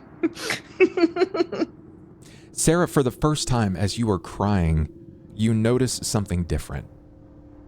I want to know, what is Marian feeling? I think a complicated mix of emotions. One of like, thought everybody was dead, but now like 2/3 are alive, you know? Like 2 of my friends are alive, and there's like joy in that. Also just had this weird water moment, which is really confusing for me. So there's like a lot of that kind of like rush, adrenaline rush. Yeah. And then also like deep devastation knowing that Anju is not waking up. And I think seeing Sera break down like that is gonna start making her break down like that.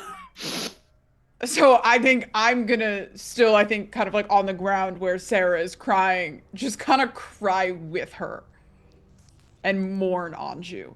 How about Cain? My fault. He was my apprentice. I was supposed to look after him. It's another one dead from falling. It's ironic. You would think a cat would have 9 lives. It harkens back to episode 1, season 1, where everyone met as a man fell from a balcony far above in Sharn.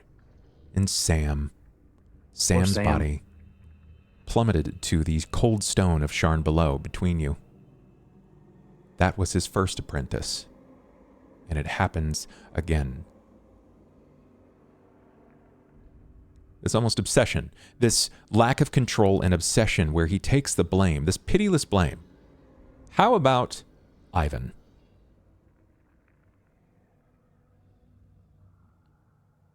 Ivan would just be continuing to just hang his head after his, slight little light remarks, trying to deal with the situation in his own way, but just kind of sitting there lifeless in anguish. He's not much of a crier, but it's very visible. Sera, you can feel between the 3 of them around you. You feel their emotions. Their grief fuels your grief. Ooh. You've never felt this before. That's new.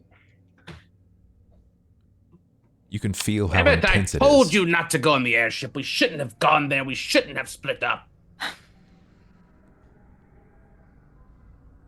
We weren't prepared. He bested us when we had allies on the dance floor. Now is not the time to squabble, perhaps. I think I'm gonna like slowly turn my head to Cain with like tears rushing down my face. Full, very visible, red in the face crying. Turn to him and go, perhaps not. And then turn back and continue to hold on to Sera's hand. Ivan, you are the calmest in the situation. You are the most collected. I need from you a perception, and just you.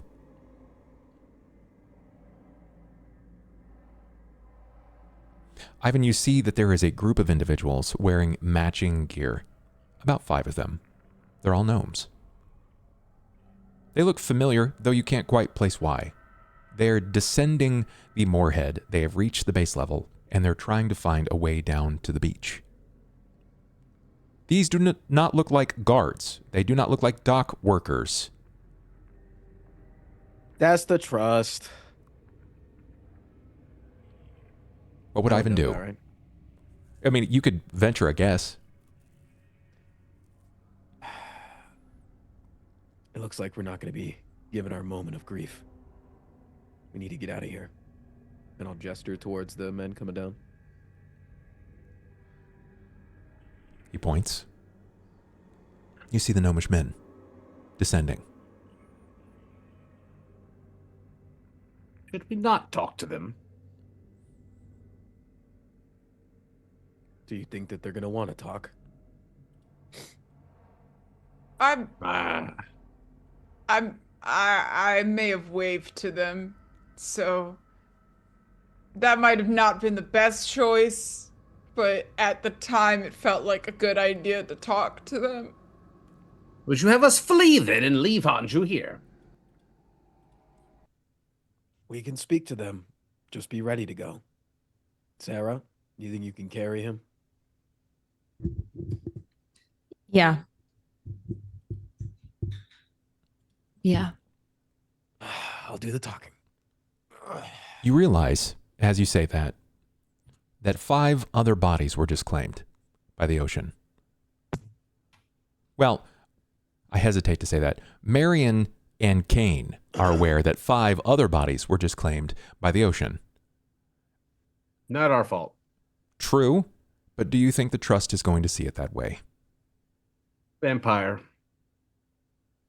It always catches us at the worst moments, man. My pants are not down on this one. Do Okay. you say anything to Ivan to prepare him for that? Because he doesn't know that others died in this experience, aside from you. Dead gnomes grabbed you, chumming the water. More? Dead gnomes. They grabbed you and fell with you. I assume. Okay. 5 or so. I would go grab Anju's bag and ruffle around for the thing that Krell gave us. Okay. I'm gonna leave it to a. I'm gonna say it's a 15% chance here. That it's there. Hold on. Did I do something to secure the bag? Give me a 15% range. I'm gonna leave this to Anju. Yeah, that's fun. I like that. Participation. I'm dead. True. I'm gonna roll a D100. Call out 15% range. So like 1 through 16 or 15 in this case. 20 through 34. Let's do. It's out of 100. Correct. Start at 69. Going up or down? Up. Got it. Here we go. 2. Should have went through your first suggestion there. It's fine. The pendant, the brooch that you have that was a marking signature specifically of the Royal Eisvondare is fine. But the letter is damaged. The letter was just regular parchment. It had no casing, nothing like that. The ink was still relatively fresh. It didn't have that long to dry. The ocean water is going to chew through a lot of this. Unless it's magical gear or it's fine as it dries out, which is fine.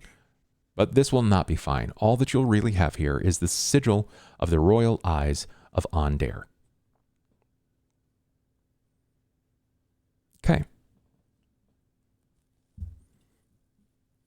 As they approach, it's probably going to take them another minute or so to cross the gap. They know where you are. You're not exactly fleeing from this spot. You're met by them. What do you say? Do you hail them first, or do you let them speak to you, Ivan? Yeah, I would just kind of put a little bit of distance between the group and me. Like, they're still obviously within earshot, but like, you know, I'm just gonna take a step or two towards them, so that the rest of my group can still have a little space to grieve. Describe your demeanor. Serious. Okay. A little intimidating. Okay.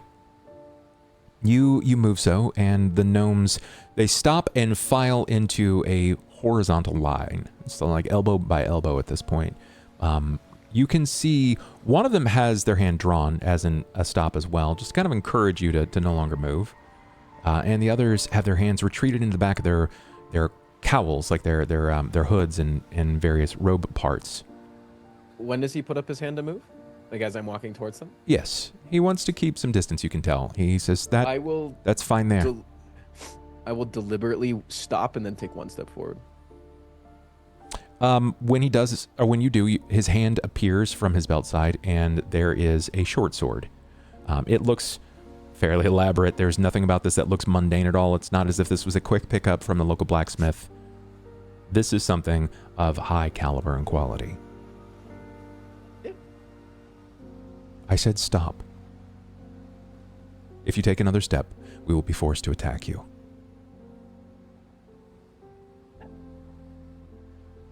I understand why you are investigating this. You did not understand why we were there. There were some casualties above, including some of our own, as you can see. We are under direct orders from the Eyes of Onder to apprehend one vampire named Lucan Stellos, who was upon that airship that we were knocked from. We must return. And you have proof of this.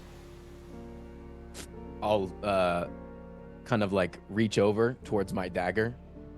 You know, I'm trying to be a little intimidating. And I'll reach past it. I'll pause right over it and then reach past it into my back pocket and produce the brooch. The one that's speaking to you clearly, though you can never really quite get a solid glimpse of their face. You're not sure if that's by intention or if it's by some other means that are beyond your field of vision. You don't really get a good look at any of their faces. But the one speaking, he points to you and then snaps, and then the one right in the middle steps away, and he goes to collect it from you. He places his hand out. An invitation to whatever you're trying to produce for him. I'll plop it in his hand. He eyes it for a moment, and then he nods, and he turns, walking to the one that's been speaking. He glances, draws it from his hand. He seems to turn it over in his hand a few times, as almost if it's looking to see if it might be real or not, and returns it back to the man, who brings it back to you. How long before you're gone? Whenever that airship leaves. And I'm just pointing upwards again, towards the one that we fell from. As you're pointing to that airship, you notice that the moorhead tethers have been released, and it is leaving now. That's a problem. That's a problem. Anyway, you can get that one to stop for a minute. No, I am afraid not. Where is it going? You'll have to check the charter ledger. Then we're on the soonest one to that direct route. Good. We'll be watching closely. I understand. You have to do what you do. Let me know if I can help you any further. You've done far enough. We still have to find the owner of the leaky quill. She's gone missing. And you understand why I'm saying that. I do. Do you have any information of her whereabouts? I do not.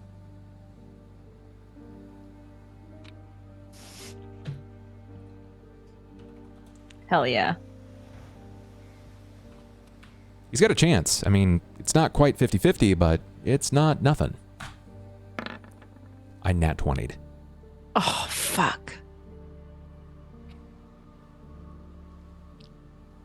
And who exactly in the Royal Eyes do you report to? Goddamn. Krell. Nea Krell. That is correct. And she reports to the Royal Eyes. She's a diplomat of the Ondarian Embassy. That's above her station. She does work that you are not privy to. Are you suggesting even letting you know this? that Nea Krell operates for the Royal Eyes of Ondare? Maybe she does. Interesting information. We'll leave the rope ladder so that you may climb with yours and find your way out of Trollenport immediately. And just as a courtesy and a note, we do not like liars.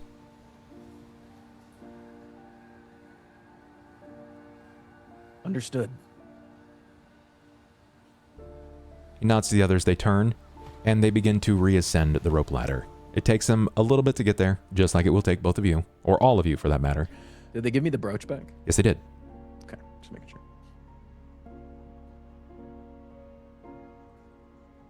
The men have left. They've walked away. You're not very far from Ivan, so you probably heard most of that. Well, I guess we need to get everything and get on the next ship. Or check the Surprised- ledgers or whatever. Yeah. We're on borrowed time here. Yeah. Sounded like it. You handled that Yeah. gracefully for somebody who just came back from the dead. What do you Never mean we felt more fucked this entire thing up? Yes, It's not we did. total. It's not. Name It one is. positive thing. Cain is right. He's not right a lot, but he's right. We fucked up, Okay. and we need to own that. Okay. Yeah. We're not just doing this for a contract anymore. We're not just doing this for vengeance. We're not just doing this for any old reason. We are doing this for him. We are going to kill that fucking vampire. Fuck yeah. Yeah. we are. Yeah, we are. The only hard part is who's going to do the killing blow. Because it's going to be a big competition between all of us. He will burn in righteous flames. That sounds like you're giving it over to her, and I'll nod towards Sera. All right, she's got 2 votes. Anju. You begin to come back slowly. It's not in a gasp, not in a jolt or a surge of divine fire like the others. It's just a breath. It's small, quiet. Your eyes open to the dimming light betwixt the clouds above. You feel the damp sand beneath your body, and you get this sense of a place you don't remember walking to. And for a moment, you don't even remember falling. You only remember darkness and the pressure on your back. It was firm and steady, like someone was holding you upright in the void. And it's gone now. The spot between your shoulders is cold. It's almost unnaturally cold. Like a line of ice that runs down the length of your spine. Your heartbeat stutters once and then steadies the room around you, the company around you, it feels wrong somehow, as if someone else was standing over you seconds before you woke. There's no voice, there is no vision, there are no gods. It's just the fading warmth of a presence that shouldn't have been there in the first place. Your fingers curl in instinct, and man, do they feel stiff. Like you've lain still and cold much longer than you should have. And your body responds, but it's like there's something that's kind of off. A faint ache at the right of your collarbone, like a bruise you don't remember earning. And when you touch it, it stings. It's sharp and cold. And then the sound hits you. It's the ragged gasps of a companion. It's Sera. She's just over the top of you. You hear the footsteps of Ivan as he closes the gap. You overhear the voices of them discussing how they're going to kill a vampire. But Ivan is there, Sera is there, Cain and Marian are there. What happened to you? You woke last, far later than you should have. And something about that sits wrong in your gut. I have no memory. Nothing about 1 second into your fall. You don't remember hitting the water. You can't ignore that you did. Your body is saturated, soaked. Do I remember what I said? Give me a memory test. Yeah. Let's make it interesting. Is that just a 50-50? No, it's a wisdom. Click on your wisdom score. Oh, right. What do we do 50-50s for? I forget. If you meet the DC but don't beat it. I just thought there was something like a memory test, but you said it was wisdom? Yep. Bloop. Yeah. 14? You faintly recall the thought of professing your love to Sera. And Fuck. you swear you got it out, but the words feel foreign on your lips, and you're not sure if the entire thing came out before the darkness took hold.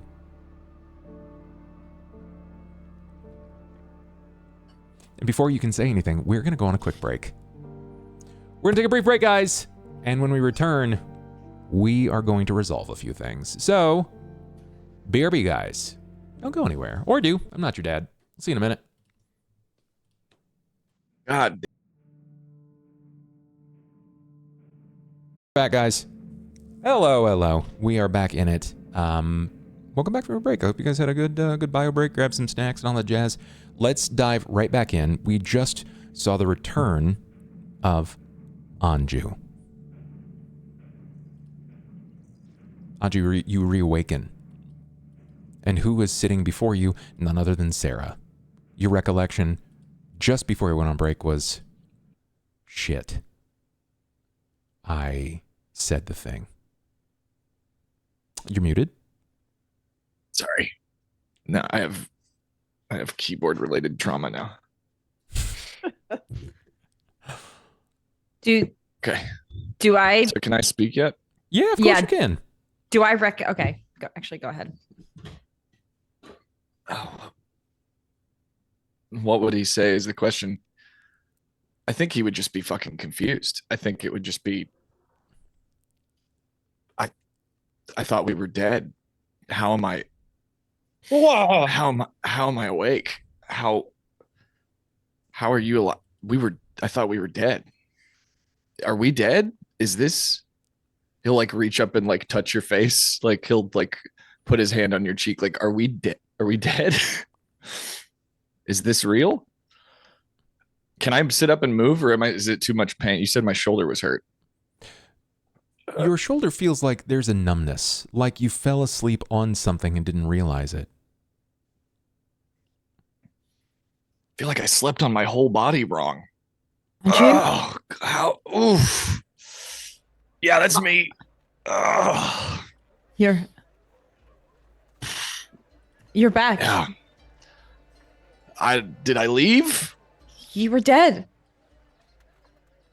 That makes sense. You're not dead. We're alive. You You were got all gods, dead. buddy. How the fuck are you here? Oh my God, you're alive. I'm just gonna like sit up and just like like bear hug. I thought we were dead. What? Are you okay? He's going to just give Anju this big hug, like a squeeze, like probably a little painful. Yeah. Oh, that's the good shit. Oh my God. I thought it was over. Oof. I seeing everyone like hug, I'm gonna walk over and I don't want to interrupt the hug between potential lovers, so I'm just gonna pat you on the head and go, Get in here. Like, fucking- what the fuck is happening? oh God. Well, I'm We can glad never you're die. back. Hey, cat's got 9 lives. Ow. Oh, oof. I am very Oh. conflicted right now. Do you What the fuck Remember- is that supposed to mean? remember anything? No. Nope. I just remember falling, and then that's total blank. Do you remember anything? I saw my god. Oh, how is she? How's she Uh, doing? Full of pain and fury. Okay. Wow. Is that a compliment? Valid. I also saw So my you god. have a memory after you? Do you remember hitting the water? Ivan, you're back. What? Do you have? Yes. Ivan, I saw you hit the water. Yeah, we all died, bud. When you say God, does that mean that you were worshipping that thing? What I mean, thing? Obviously. I The think keeper. when he's in my pocket, I think he's kind of mine at that point. Kind of how like Squeaks is yours. Well, you presume to keep gods as pets. Yeah. Whatever. So everyone's I didn't- okay? Clearly. That. So you But have memories. You remember you remember. Yes, that's my question is how are you back? Usually I when don't you know. I did not. Check him for bites. Maybe he's a vampire. Fuck you. Did get afflicted by the sword Did I? in the dance ballroom. Yeah. Do you feel like a vampire? I don't know what that feels like. How would I know? There's blood in the water. Can you smell it? I could smell it. I'll go That's over. I'll weird. like crawl over to the water You- and sniff. Are you I a thought vampire? we weren't allowed to accuse you of being a vampire. No, it was just offensive when you had no basis other than, oh, she's kind of pale. You Anju's know? like on all So are fours, you a leaning into vampire the water, now? sniffing it. It's I- always on the table. I don't think so. I think maybe the scent's just like strong when you're underwater. Maybe I don't know. Guys, I It might have just just been a. Wait, you can smell underwater? Anju, when you asked that question, you were at the water's edge smelling. He And just discovered his sense of smell the other day, you're yesterday. glancing out and you can't smell anything. But you swear you can see a figure standing atop the water about 50 yards out. They're just standing there, draped in this slender black robe, covering the full entirety of their face.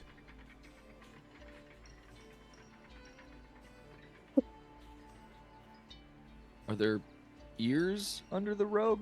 No, Like, this person is impossibly tall. And they're how many yards out? And they're standing on the water. There's not on a surface. I love that you're doing this, so I don't have to ask you to use a perception. You instinctively squinted your eyes.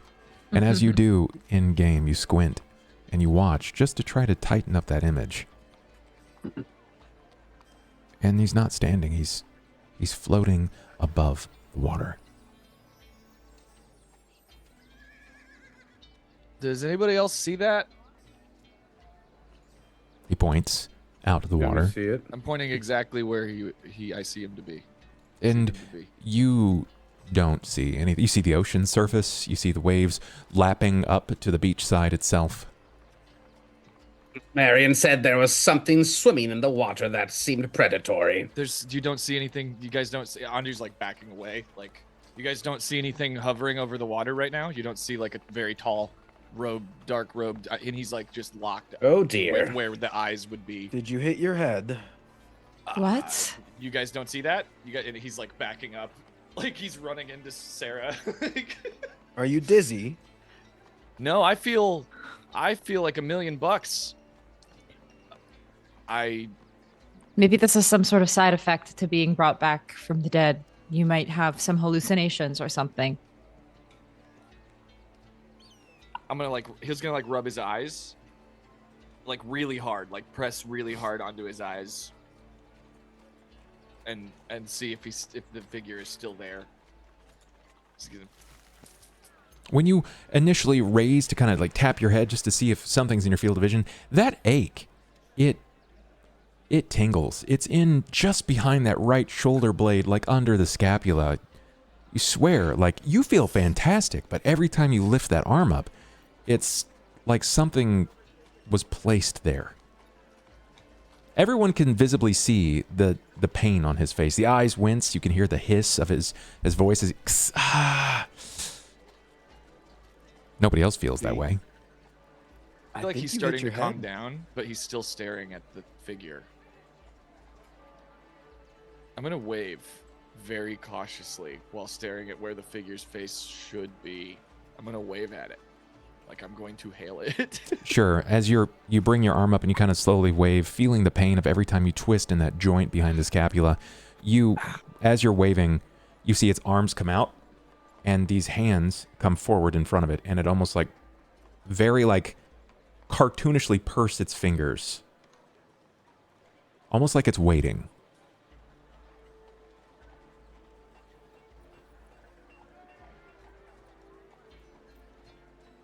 Waiting for what? Am I drawn to it?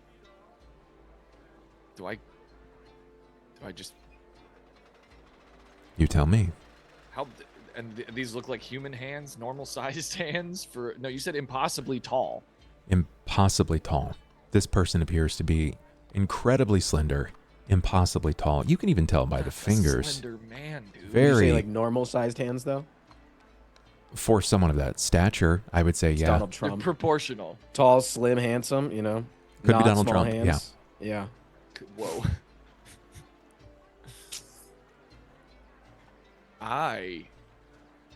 Guys? Might I suggest that whatever you're seeing might be the reason that you're now here alive again. That's true. Maybe you Some sort of supernatural creature or god. I don't pretend to know much about them. Sarah. Does it look... Go ahead. Sorry, go ahead. Can I vibe check the impossibly tall man? It's...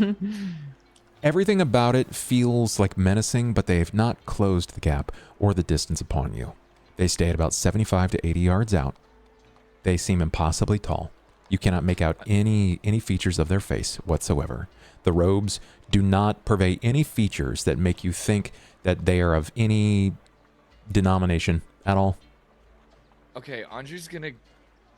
He's still fixing his gaze on this thing. He's gonna stand up slowly. Can I stand up and walk?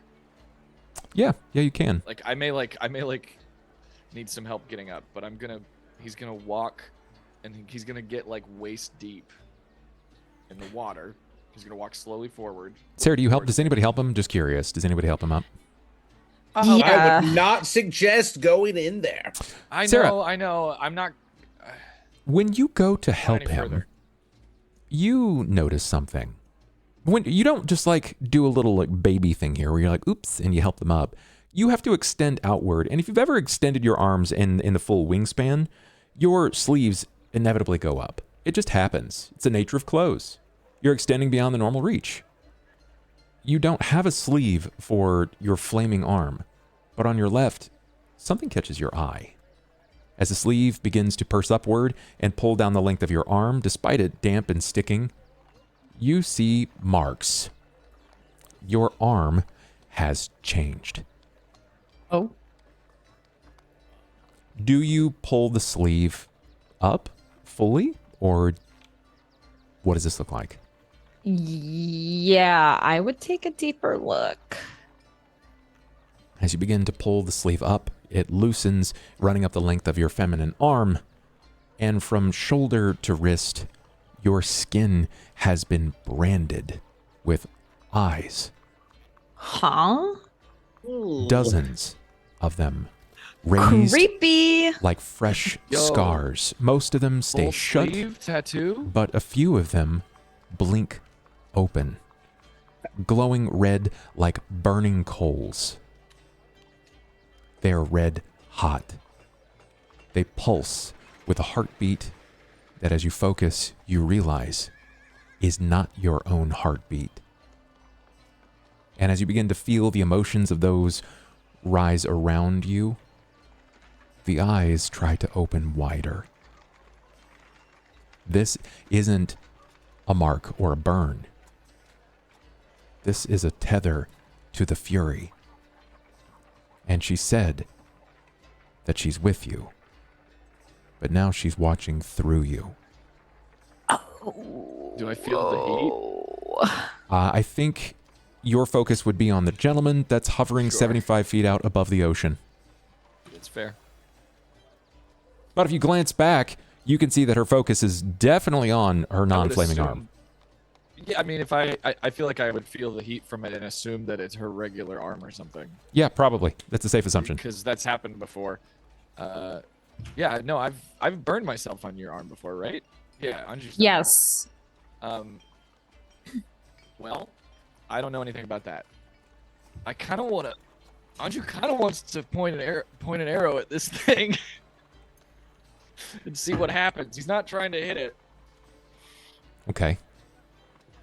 but he's. And it's. I mean, it's. You said it behind my shoulder. Like anytime I move my arm at all. You instinctively go to grab your bow, Like if I probably won't be able to. and there's no cable. Yeah. As in, your bow is not there.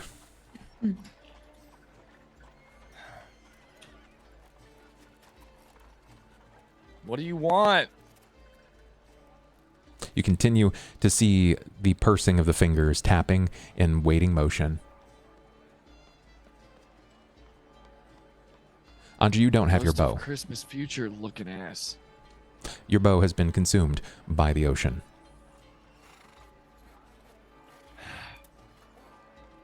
I think he's just befuddled. I don't think he feels threatened anymore. He just looks confused. I'm not swimming out there. He's lost it. You guys don't see this. I don't want to hear it from you about losing. You might need to go out there. It's what. No, We I've, pulled you out of I've the read water. enough. No, I've read enough fucking stories to know that you don't swim out to the scary thing in the ocean. All right. Why What are if you it's alive? a siren or something? Why are you alive? Ask him. Why are any of you alive? That's Them? what you need What's to your do. When you I'm working on it. Tony, Alan. when you point out again, he points out with the full length of his arm, and it instinctively like it pinches yet again that spot on your back. Now it feels like there's something there. It feels as if something is back there. Okay. He's like, stop hitting yourself. Stop hitting yourself. He's gonna back up. Anju will like pull his robes off over the back, like, and be like, just start feeling around. And can y'all see anything? He's gonna. You start to up. spin around and you look to them to see if can you guys Kind see of looking. anything? And then you notice Sera is something. looking at her arm. Can we see Sera's Holy arm? shit, that is Yes. gnarly. Hold on, scary man. That is gnarly. Right. This- Oh. What? You guys talk to these I'm kinds of things starting all to the time? think Is this you what are is all going on in your guys' heads all the time? What the fuck is wrong liabilities. with you people? Ow. Fuck. When he turns to express be something on dead. his back, you see that he's managed to like. You see he's a cat. He's a catfolk. His body's covered in hair. It's not short of it. His hair is not exactly like very thin. It's dense, but it's very clear. It's very clear. You can see through the muzzle. His skin is this almost peachy kind of like white color, almost a pink. But on his back, the hair is missing, and there is a skeletal handprint where the flesh is violet. It's not bad, is Brother, it? you have been tapped by something, man. What does that You That got mean? a ain't big right. fucking I can't handprint see on it. your What's- back. Okay, I'm gonna like feel. Yeah, so I can feel that it's bald. Can I Like, knowledge check this thing? What is going on here? You can try. Oh God, is that a hand? Oh, Oh my gosh. Religion? That's yes. You can knowledge arcana or religion. Religion will probably yield your best results. Sarah. I think Sera could probably do this as well. Yeah, it's like Huge. Sarah. Oh, I crit. You know God Huge. stuff, right? A nat 20. Oh shit, the nat Sarah, 20 you're- is crazy. You're not sure that it's familiar. You're not unfamiliar with it, but you don't remember where. In this moment, you're just like you're kind of happy to be alive, but you're being like totally taken by what's happening with your arm. Yeah. These Right. eyes are periodically blinking. That doesn't make any sense. And when you touch it, it's hot. Cobalt. Only through contextual information derived long ago in the pursuits of religion have you uncovered where people were. There was a cult of individuals who were obsessed with death. They would push their bodies to death's door and then find ways to pull themselves rapidly back from beyond death's door. They were tempting fate and the boneyard. Few of them came back with a mark like this, a violet skeletal handprint of an individual that was touched by a reaper. They were a collector of souls, an usher unto the boneyard. This is a mark of someone who's evaded death.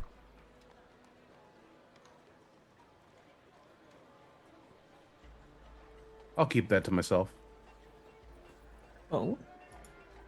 I mean, I know you're inspecting it. Does it, True. does it Blue. ring it? Does it ring any bells? Do you what? Your Give me a- silence is deafening. Give me a dog. bluff. I want a bluff.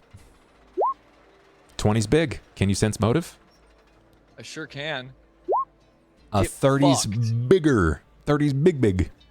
So what? I'm lying. I'm still not telling you. I will fucking kill you. I will come back from the dead just to end your life. I'll do it right now. Tell me what the fuck you know. Sera. Can't hurt me, or you'll never know. Freaking You'll out, never man. know. I'm Sera. freaking out. I'll tell you later. This is a thing specifically, Sera. You don't really understand, but the grief that transitioned into like love and happiness, this resolution, this torrent of feelings. But now you're certain that something has changed since your meeting with the Fury, because you're visibly feeling the heat rise as the eyes open on your arms from the brands, with the rage that is starting to stir inside of Anju. Whoa. No fucking way, dude. It's reacting to your emotions right now. She is. What?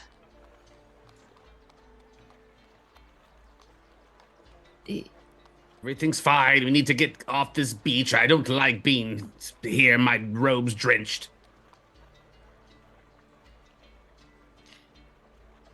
We need to leave, or Okay. else we're gonna be running into more problems. I can't If believe we're Anju's not alive. going out to talk to weird ghouly death guy.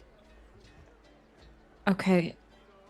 I We feel should like all my agree we keep the emotional information that we state- know more tight-lipped. So, Yeah, not Anju, between I will us. I will give you more information when I know that it is a safe place to speak. and we're Okay, not out on the beach. You're right. You know what? You're right. That's fair. You know, I feel like his sound emotion- carries very well over water. He looks. Anju's gonna look back over. Is he still there? Are you still? Yeah. Yeah, he's still there.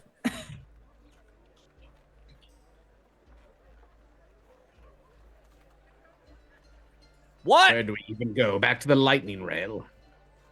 This guy's got a fucking staring problem. You know what? When you're ready to talk like an adult, you fucking come find me. You just ignore it. I'm literally ignoring it. Yeah, I'm just gonna turn. Fuck it. Okay. Are we continuing? Oh, does it look like the fur will grow back? Looks like you have a skeletal purple imprint on your back. Yeah, I have great shoulders. God damn it.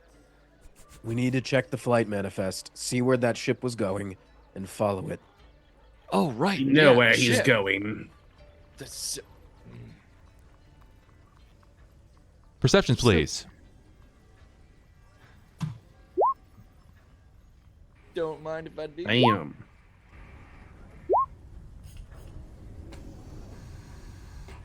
Okay, what do we have here? We have Ivan with a 30. You are the first to see this, followed quickly by Anju. Your attention will be drawn to this. Cain, Marian, and Sera, everybody sees. This darkened silhouette falls over the top of the water's surface, and you've seen and heard enough strange things, so a part of you is anticipating that something is going to rise, bubbling from the depths below. But you are surprised when it's coming from above. You can hear the fire flickering of an elemental driving a vessel. The vessel slowly descends to the water's surface. It's an airship. An airship that reads on the side, emblazoned in green letters, it says the Jade's Fury. The Jade's Fury. And a man calls from the side. You look like you need help! And then some. Oh, who the fuck is that? Are you our savior? God? Only if you're pursuing that vessel that just took off. I saw Are what you? happened up there. What'd you say? Then you're my new best friend. Well, come aboard. The name's Captain Rarwog. Come on up. We didn't meet this guy, right? No. Captain Rarwog. Captain Rarwog. They'll bring Can the I vessel ask to Captain about... Rarwog if he sees the guy? Just to double check. Yeah, I that mean, do nobody you else- say anything to him? Hey, yeah, like, nice to meet you. Do you just look right up? Do you see anything over there laying weird, like a giant, like an insanely tall? That's not ignoring it, Anju. I just want to double check. I didn't. Do you see I anything? didn't. No, I can't say that I've seen anything. Okay, He's yeah, forget hallucinating I from asked it. hitting his head. Yeah, I He hit has my head. concussion. That's why I was checking. I know that I needed to rest. Thank you so much. My brain is obviously swelling. not Nope, surprised. I'm gonna die soon. I gotta go. That's one hell of a fall that you all suffered. Surprised that you were able to walk Yeah, out of you the don't drink say. in one piece. We dragged them. Am I the Miracle. only one having second thoughts about climbing up on this thing after watching three of you plunge to your death? We don't have a choice. I'm putting my robes back on. It's true. My cloak. We don't have a choice. Just Captain this. Rarwog seems friendly. I think we should Didn't trust think I was him. gonna get a second chance. All right, Marian, hold my hand. Okay, Cain. I Why think are you when I helping us? Go ahead. I'm not gonna question it. Forget I said it. What did you say? I was asking the captain why they're helping us, but I would rather hear what Marian's gonna say first. Okay. no, it's I was just gonna say I think kind of relating to his fear because I don't know if Marian really wants to keep going right now. She's kind of overwhelmed as shit and scared. So I think the way that I'm holding onto Cain's hand is a lot tighter than how I was holding on It makes sense. 15 minutes prior. Oh, you're like You kind hesitating? of need your own life vest. Like everything was just. I can't even sit here and say that it wasn't overwhelming. Like every part about this, you were under the assumption that they all just died, and now Yeah. they've rallied to This- fly this banner of we're gonna fucking kill a vampire. Yeah, we want revenge. That's why I asked, like, are we continuing? And everyone was like, yeah. And I was like, why? Now it's personal. YOLO. I'll get up on the ship Yolt. and I'll turn around and see Marian being a little hesitant, and I'll extend a hand and I'll say, "Welcome to Scout's Honor."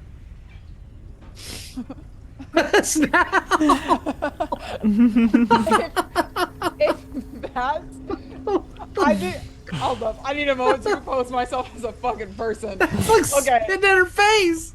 Oh my god. It's awesome. It's great. I love it. It's very on brand, and I'm here for it. I think I'm just it's gonna... kind of what the job is. As capturing parties, you got to rally.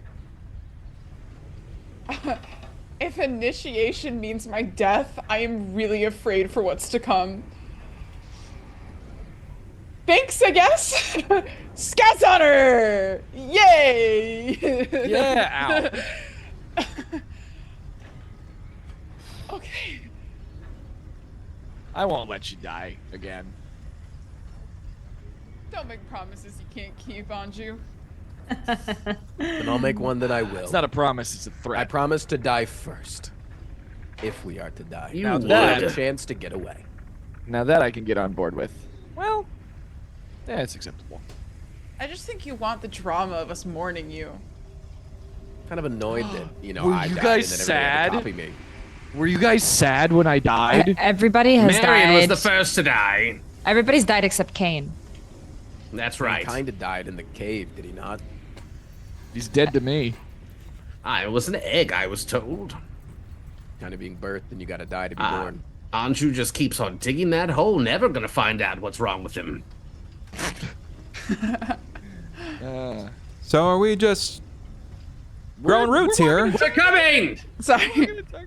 Thank you I'm so on the much ship. for taking us aboard, Captain. Yes. Just don't take advantage of us. We're vulnerable right now. Cain. Wouldn't dream of it. Good to Proud meet of you, sir. Marian. We've got a world to save, or whatever, right? Are we saving the world? The country? I don't know. What's the stakes? Guys? Everything. All the time. I mean, vampire bad, I think, or this. I think that's all I really need to know. Does everybody board the vessel? Well, Yes. Yeah. Okay. Begrudgingly. Absolutely. Everybody boards the vessel. The captain pulls up the rope ladder. His mates and men immediately begin to move back to their positions, because we'll be trailing far enough behind. Sorry, but I don't exactly have the capacity to attack a vessel of that size. It's no more than really a skiff, frankly, and it's seen better days, but I promised a friend that they could call in a favor, and a favor they've called in. Who's your friend? You might know her. Neakrell. She said you might need some I help. look at Ivan. You dirty dog. we got friends in high places. We appreciate you. And no, we have nothing against the people of that ship, just one specific man.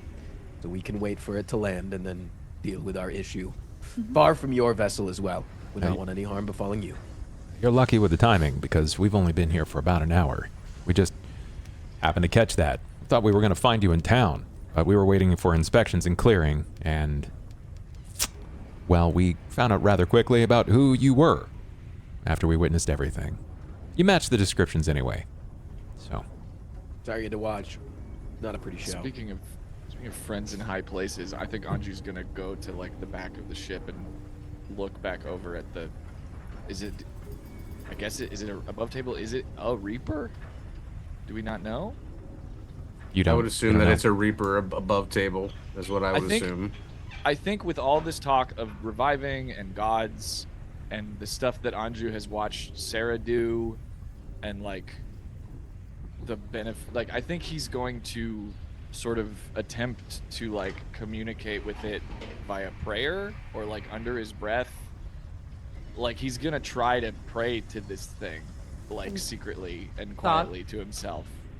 He's basically just imitating what he's seen Sera do, like straight up. But like at this point, he finally believes that anything is fucking possible for him too. So he's like, he's trying to, instead of yelling at it and being snarky, he's gonna try to thank it. I think he's gonna try to say thank you.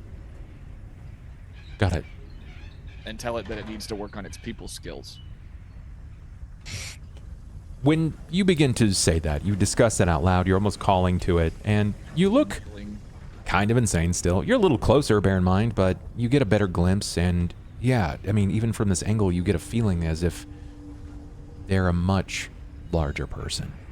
Man, probably is 8 or 9 feet tall. He like bows. Am I supposed to bow?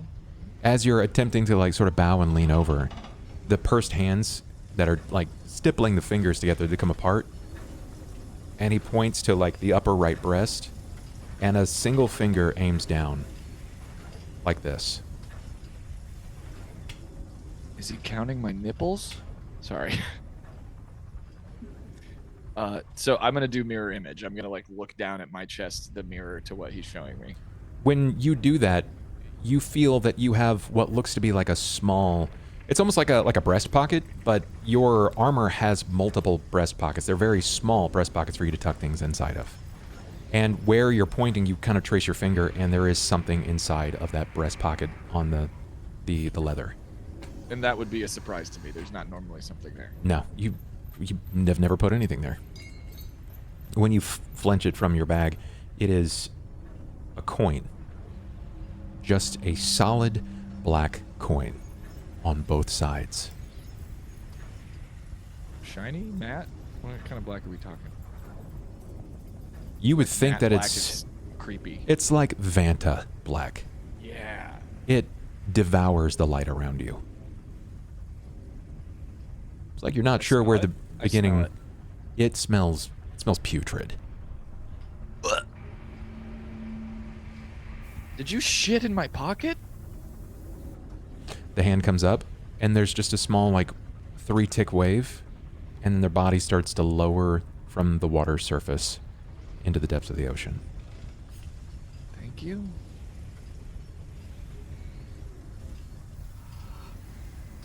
So it's just Vanta. There's no texture to it. There's no. I can't see any engraving or anything. No. Ugh. I'm gonna put it in a different pocket further away from my nose. Okay. Put it like. Well, that seems important. I got it to go away. He just like walks over to Sera. Just like, I got it to go away. Okay. Did how did you do that? Did you just... Yeah, he was trying to show me this, and I'll show you the creepy coin. Probably don't touch it. I also don't recommend smelling it. Can I sniff it again? It smells like No. Yes, you should perhaps hold on to that. Yeah. If I kept it in my ass, it'd be a downgrade. Oh God, how are you? Are you okay? Are we okay? A lot has changed. Yeah. Oh God. Does it react to? So I had this idea above table. If I notice that your arm is reacting to my emotions, then I would feel something about that, and there would be like a feedback loop, like, or something. Like I feel like the awe and wonderment and like probably a little excitement that he would feel to know that we're somehow linked, because like we felt that, right? Like did I notice that or no? She said that, but you're not certain. Yeah, I'm like, yeah, I don't know. I'm like looking at the arm, and I'm just fucking gnarly, and like looking back at you, and like, I feel like, I don't know. I think he would just like look you in the eyes and like be goddamn happy about it, you know? Like I think he would be overwhelmed. I think the relief would finally hit him that like we get a second chance. We get a second chance. He's gonna say that we get a second chance. We get a second chance. We do. His heart rate spikes.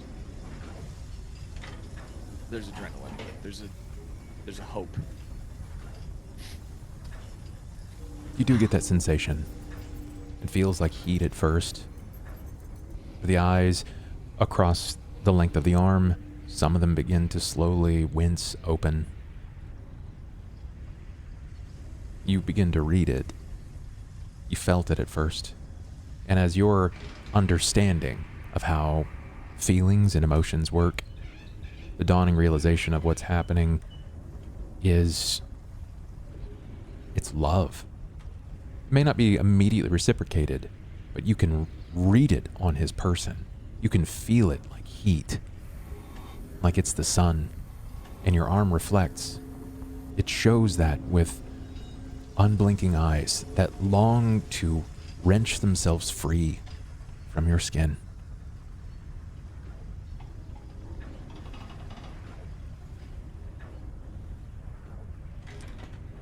Well, if everyone's good, we can be on our way. We're gonna stay more than a few 100 yards away.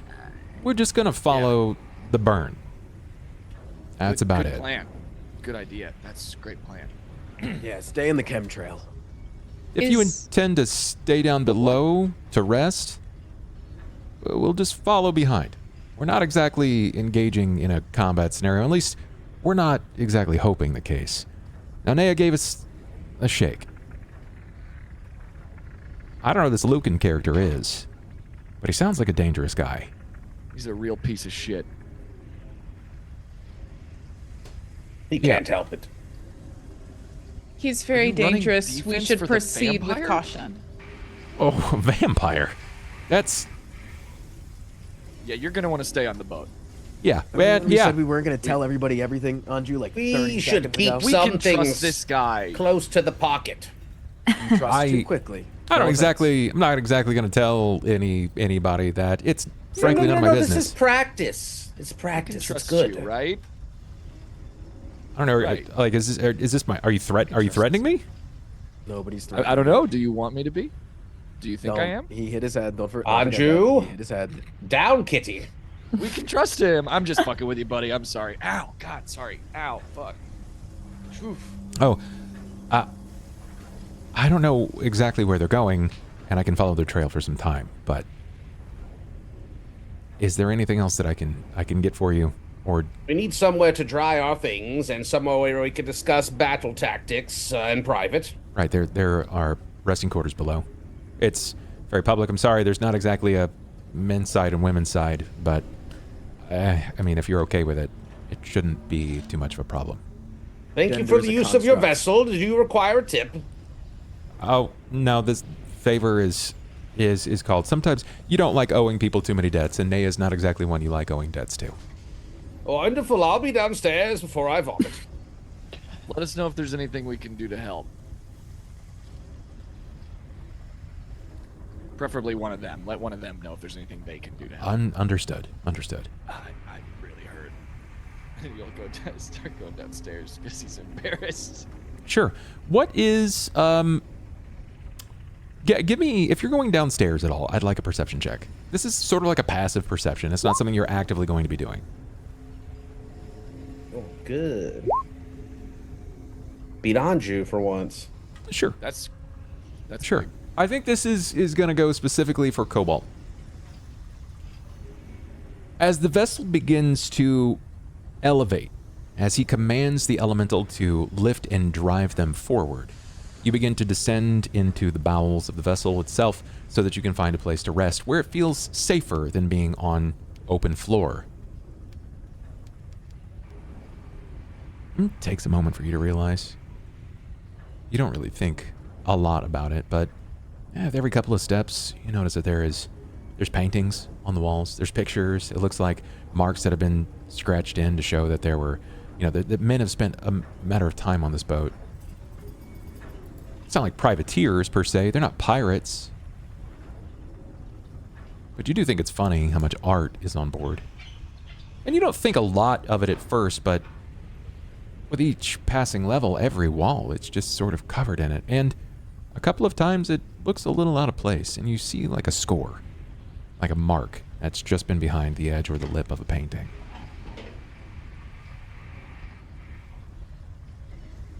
Do you do any investigation? Yes, that's strange. You walk forward, sort of by yourself at this point. You kind of turn a painting, use your finger to kind of draw it along its side. And you see deep score marks. Like a weapon was thrust into the wall, large gouge from a blade. It is strange for a man that said that he's not exactly aboard a combat vessel. But you can't deny what he said. It's a favor to Nea. He doesn't like owing Nea favors. But for all intents and purposes, everyone else is kind. They greet you, ask you how your day is, wish you well, they guide you to the quarters, ask if you need anything.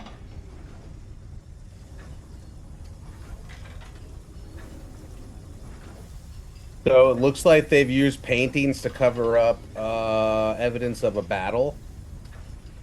That's a pretty good guess. So they might have stolen the ship. Could be the case.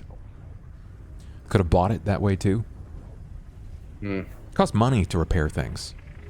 A lot of money, specifically for a vessel like this. It's not a small skiff, it's a middle-sized vessel. It has an elemental. This was not cheap. Hamlets are cheaper to build than a vessel like this.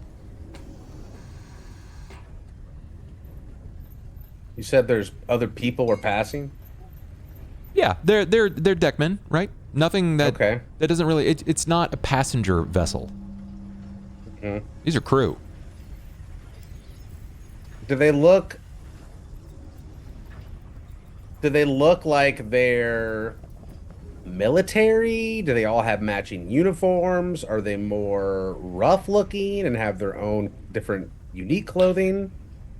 They all have their own sort of unique attire and wear. Nothing really looks as if they are uniformed individuals. Do you want to investigate further, and what does it look like? Are they matching the only other thing that matches? crews that I've seen from the other vessels? No, but at the same time, many of those other vessels, like, they're wearing all of their own clothes anyway. There's nothing that really strikes you as out of the sort. The only thing that is true about these individuals that you can tell. Are they all gnomes? No. They're varying races. Okay. They are all wearing matching boots. They're all wearing matching boots. And what do the boots look like? Slay. It's in that same like dark like jade green that it says the Jade's Fury. It's all like relatively well kept jade leather.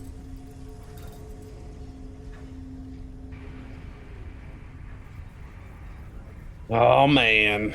Okay. Maybe it's a requirement of the captain. Perhaps they all found the same outfitter. Sus as shit. They're sus. They took over some ship. They're like spies or something. I don't know. You know?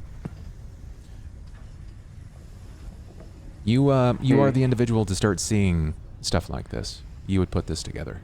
But maybe it's a coincidence. What do things look like on the surface side? We know that there are at least 3 of you up there.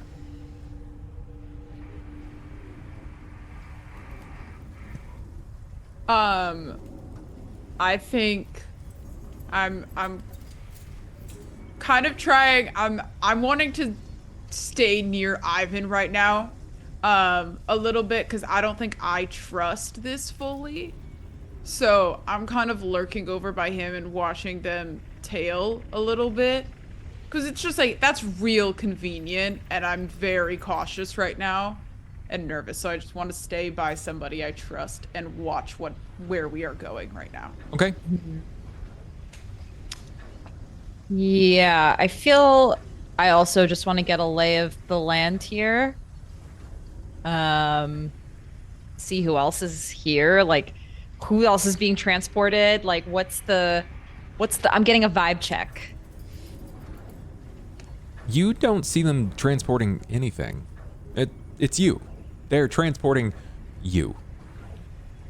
As you descend deeper into the vessel, there's nothing. They're pretty bare bones. Their crew is large, but even the food is sparse.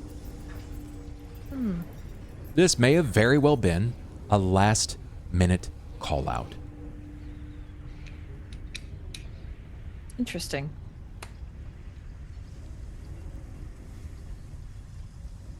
Well, it's just us. Guess we can get cozy and, enjoy the ride. So, We're gonna be here a while. are you? Wait, did you they come two- downstairs? Are they No. still upstairs? Still upstairs. Still upstairs. Are you guys okay? Like I'm Like with you, Cain. mentally? And I I died, and it wasn't really a great experience. In fact, I'd say it was like deeply scarring. It has affected the way that I will go about the rest of my life. So I'm just are you guys okay? No. No.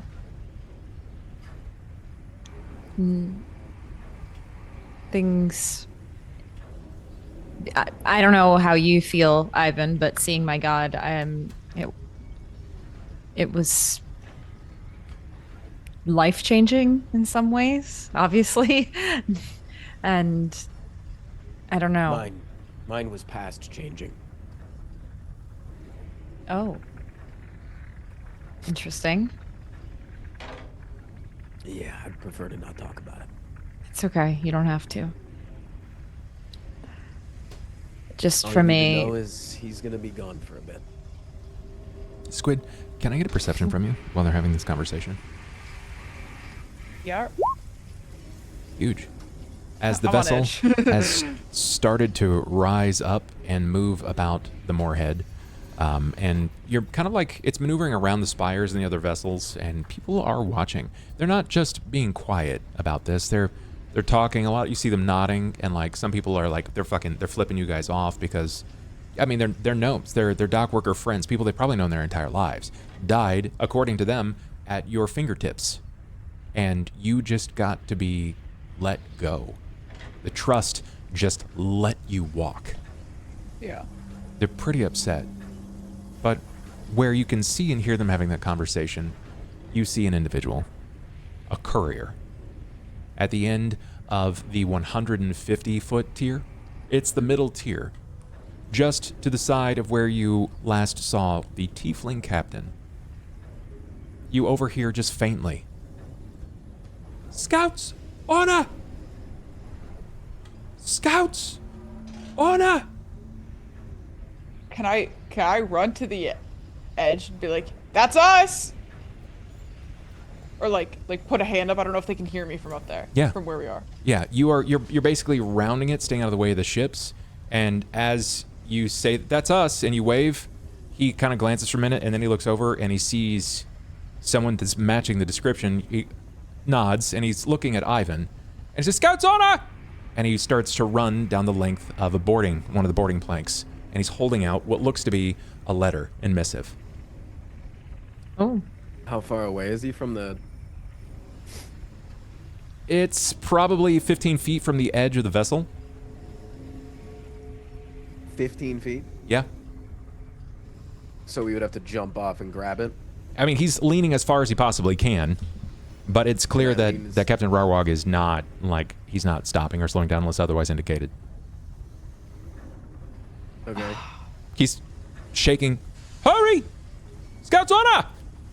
Yeah, I'll like try to lean over. Can I make it just with a lean? Like there's a look as I'm leaning as we're like coming up to it that I'm gonna be able to get some, like... It's going to be a stretch. It's going to be a big stretch. You do have your own means of I do. but that's up to you if you Two want to use means. those. It's cool. I Uh, got it if you don't want to. No, I got it. I'll just shout to him, "This is gonna feel weird," and then I'll cast swipe. Nice. You cast swipe. So describe what swipe does to those at home. Basically, any small item in somebody else's possession, it just teleports to mine. But normally they have to pass like a concentration check, or what is it? They have to pass some sort of check to not have it taken. But I think DMB. they can just let it go too, right? I mean, if you warned him that this might feel weird, he's expecting you to grab it in some way or another, maybe with like Mage Hand or other, because it's a cantrip, right? So he's expecting that much. And when Could have used Mage Hand, that would have been a lot easier. But That's it's cool. what I was thinking. when You it know? disappears from his hand, the hand flinches and he looks like he dropped it. You got that right? You got it. Got it. And you have it. It is a rolled, very tightly bound missive with a House Civis messenger stamp. House Civis. Which one's that again? They're the messenger house. They're the ones that essentially the have created the more or less the telephone. They're using magic to transmit information very rapidly. Cool. I'll just rip it open. When Without, hopefully, like, you know, to myself and to others, or to our group, not to the people behind. When you rip this open, the wax seal breaks, and the inside of the letter itself is entirely black. But at the top of the letter, it's almost as if, sort of like how you did with your sweater, where you used bleach. They inked it into such a manner that it's reverse color, so it's white text, it's white symbols.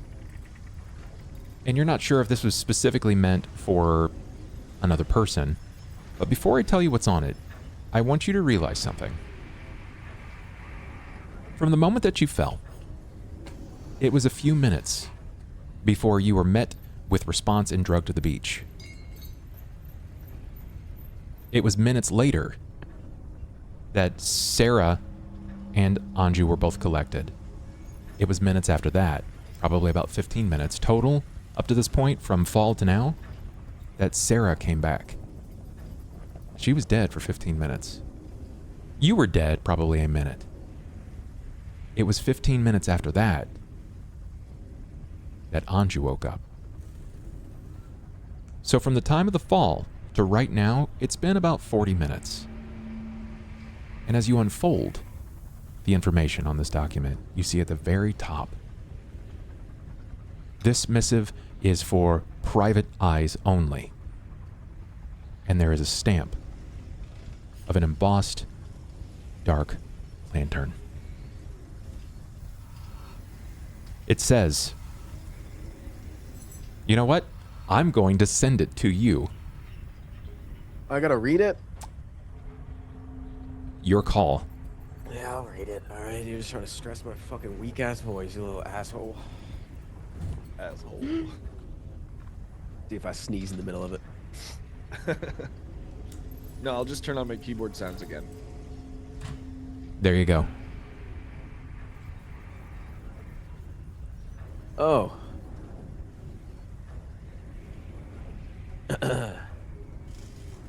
I'll just read it under, like, really, you know, kind of hesitant. And can I do a once over and then just kind of say, this isn't for us. It's for Anju. It's for Anju. Okay. We should deliver it to him then. Yeah. I feel bad for looking. They didn't say who. And I'll just make my way down. Making my way Just curious, would the others have tried to look inside, or would you have just trusted Ivan to read this aloud? Are your curiosities piqued at all?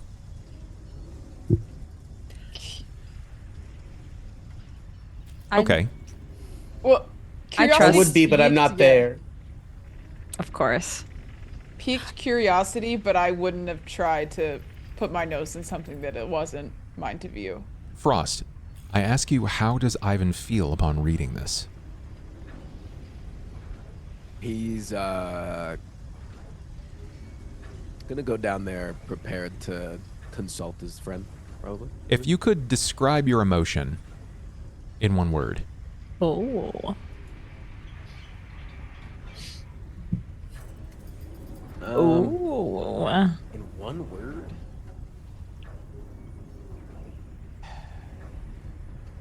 I guess anticipating. Because he's just going to be anticipating the response from Anju. Okay, so maybe, is there any melancholy? Anxious? Is there any anxious? Is there any melancholy? Anything like that? No. Okay. Okay. That's what I need We've to know. kind of had a whole day of being with being there for our friends. You know, it's kind of been our whole last hour. It's kind of the mood going around. Then I ask Sera and Squid, or in this case Tracy and Squid, do you guys descend into the vessel with him? Or do you stay aboard the surface? There's nothing really here on the surface. Nope. So I would descend. Okay. You follow behind. Moving into the depths of the ship. What does Anju seem to be doing at this point? I mean, he's. Are licking we his alone wounds. now in a room with each other? It's I feel like Or- I would have caught up to you and been fucking. It's a rec Little quarters. brother, It's like a 14 by 14 room, and there's like 12 beds in it. Okay. Are there people around us? All right, now no, they're manning the vessel. I feel like we would end up like in a corner.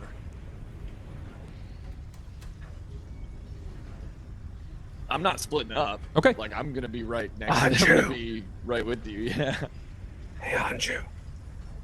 What? I'm like cleaning my wounds. There's something weird going on here, Anju, and I'm not talking about the resurrections. What do you mean? They're all wearing the same shoes. What? They're wearing the same shoes. As you They've say got that, jade leather shoes. the door opens. Have we seen those? Hello. We love flying ships. Oh. And it's Ivan. Oh, Ivan, you hello. find them in the rear corner of the Shut the vessel. door. Can you shut the door behind you? Is there a door? There's a door, yeah. Shut the door. Perhaps we should gather everyone for this. Just behind him, you Leave the see door open until. Sarah and Marian. Then close the door. Leave the door open. and then- Yeah, whatever. Now close the door. You're muted. Okay. I'll come in and just immediately kind of like, you can tell on my face that no longer like, you know, our normal light demeanor. Then I'll just look at Anju and I'll say, we got a letter. They said it was to all of us. Wait. And I'm sorry. There's something strange afoot. It's fine. Let him read this. Is it more important than I'll Yes. just take it from you. Our I won't safety? say anything. Yes. It's more important. Okay? Okay. You flip open the letter, you unroll it, and it's black on the inside. It's not like the coin, but it's dark. You see the embossed and stylized rear reverse print of the dark lantern at the top, saying that it's for unique eyes only. And the letter says, Anju, don't be angry. I made my choice. Live the life that I no longer can.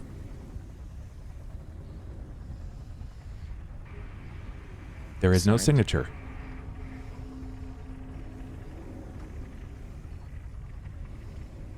I don't really know what it means, but or who it's from, but I think I know what happened to them, and I'm sorry. You didn't have Sounds like a sacrifice. a god I just get resurrecting fucking them. Mufasa'd?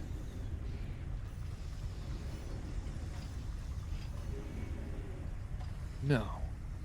So above table, my head immediately jumped to my grandfather, the black cat. 'Cause Sure. I know he's connected to that. So I think Anju would have assumed this. I think I felt my heart drop. I think same thing. I think that is what happened with Anju. Like he would immediately. I think he would just instinctually know this. Like it just seems so obvious. Where do you keep that coin, the Vanta Black coin? It's just in my front pocket down here. You feel a subtle vibration coming from the coin.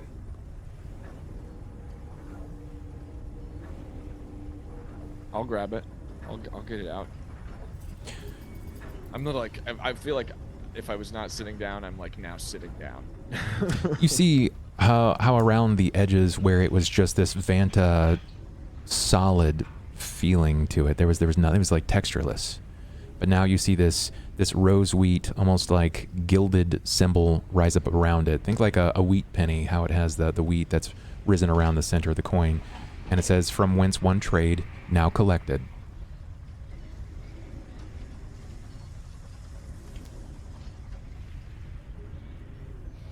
And that is where we end tonight's session. Wow.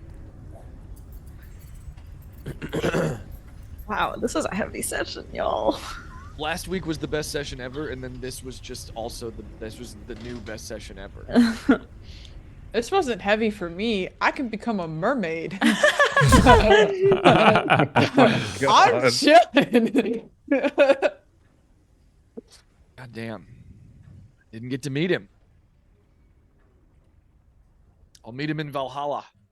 In Valhalla. That is tonight's session. Thank you guys for playing tonight. I do appreciate it. I hope that you enjoyed it.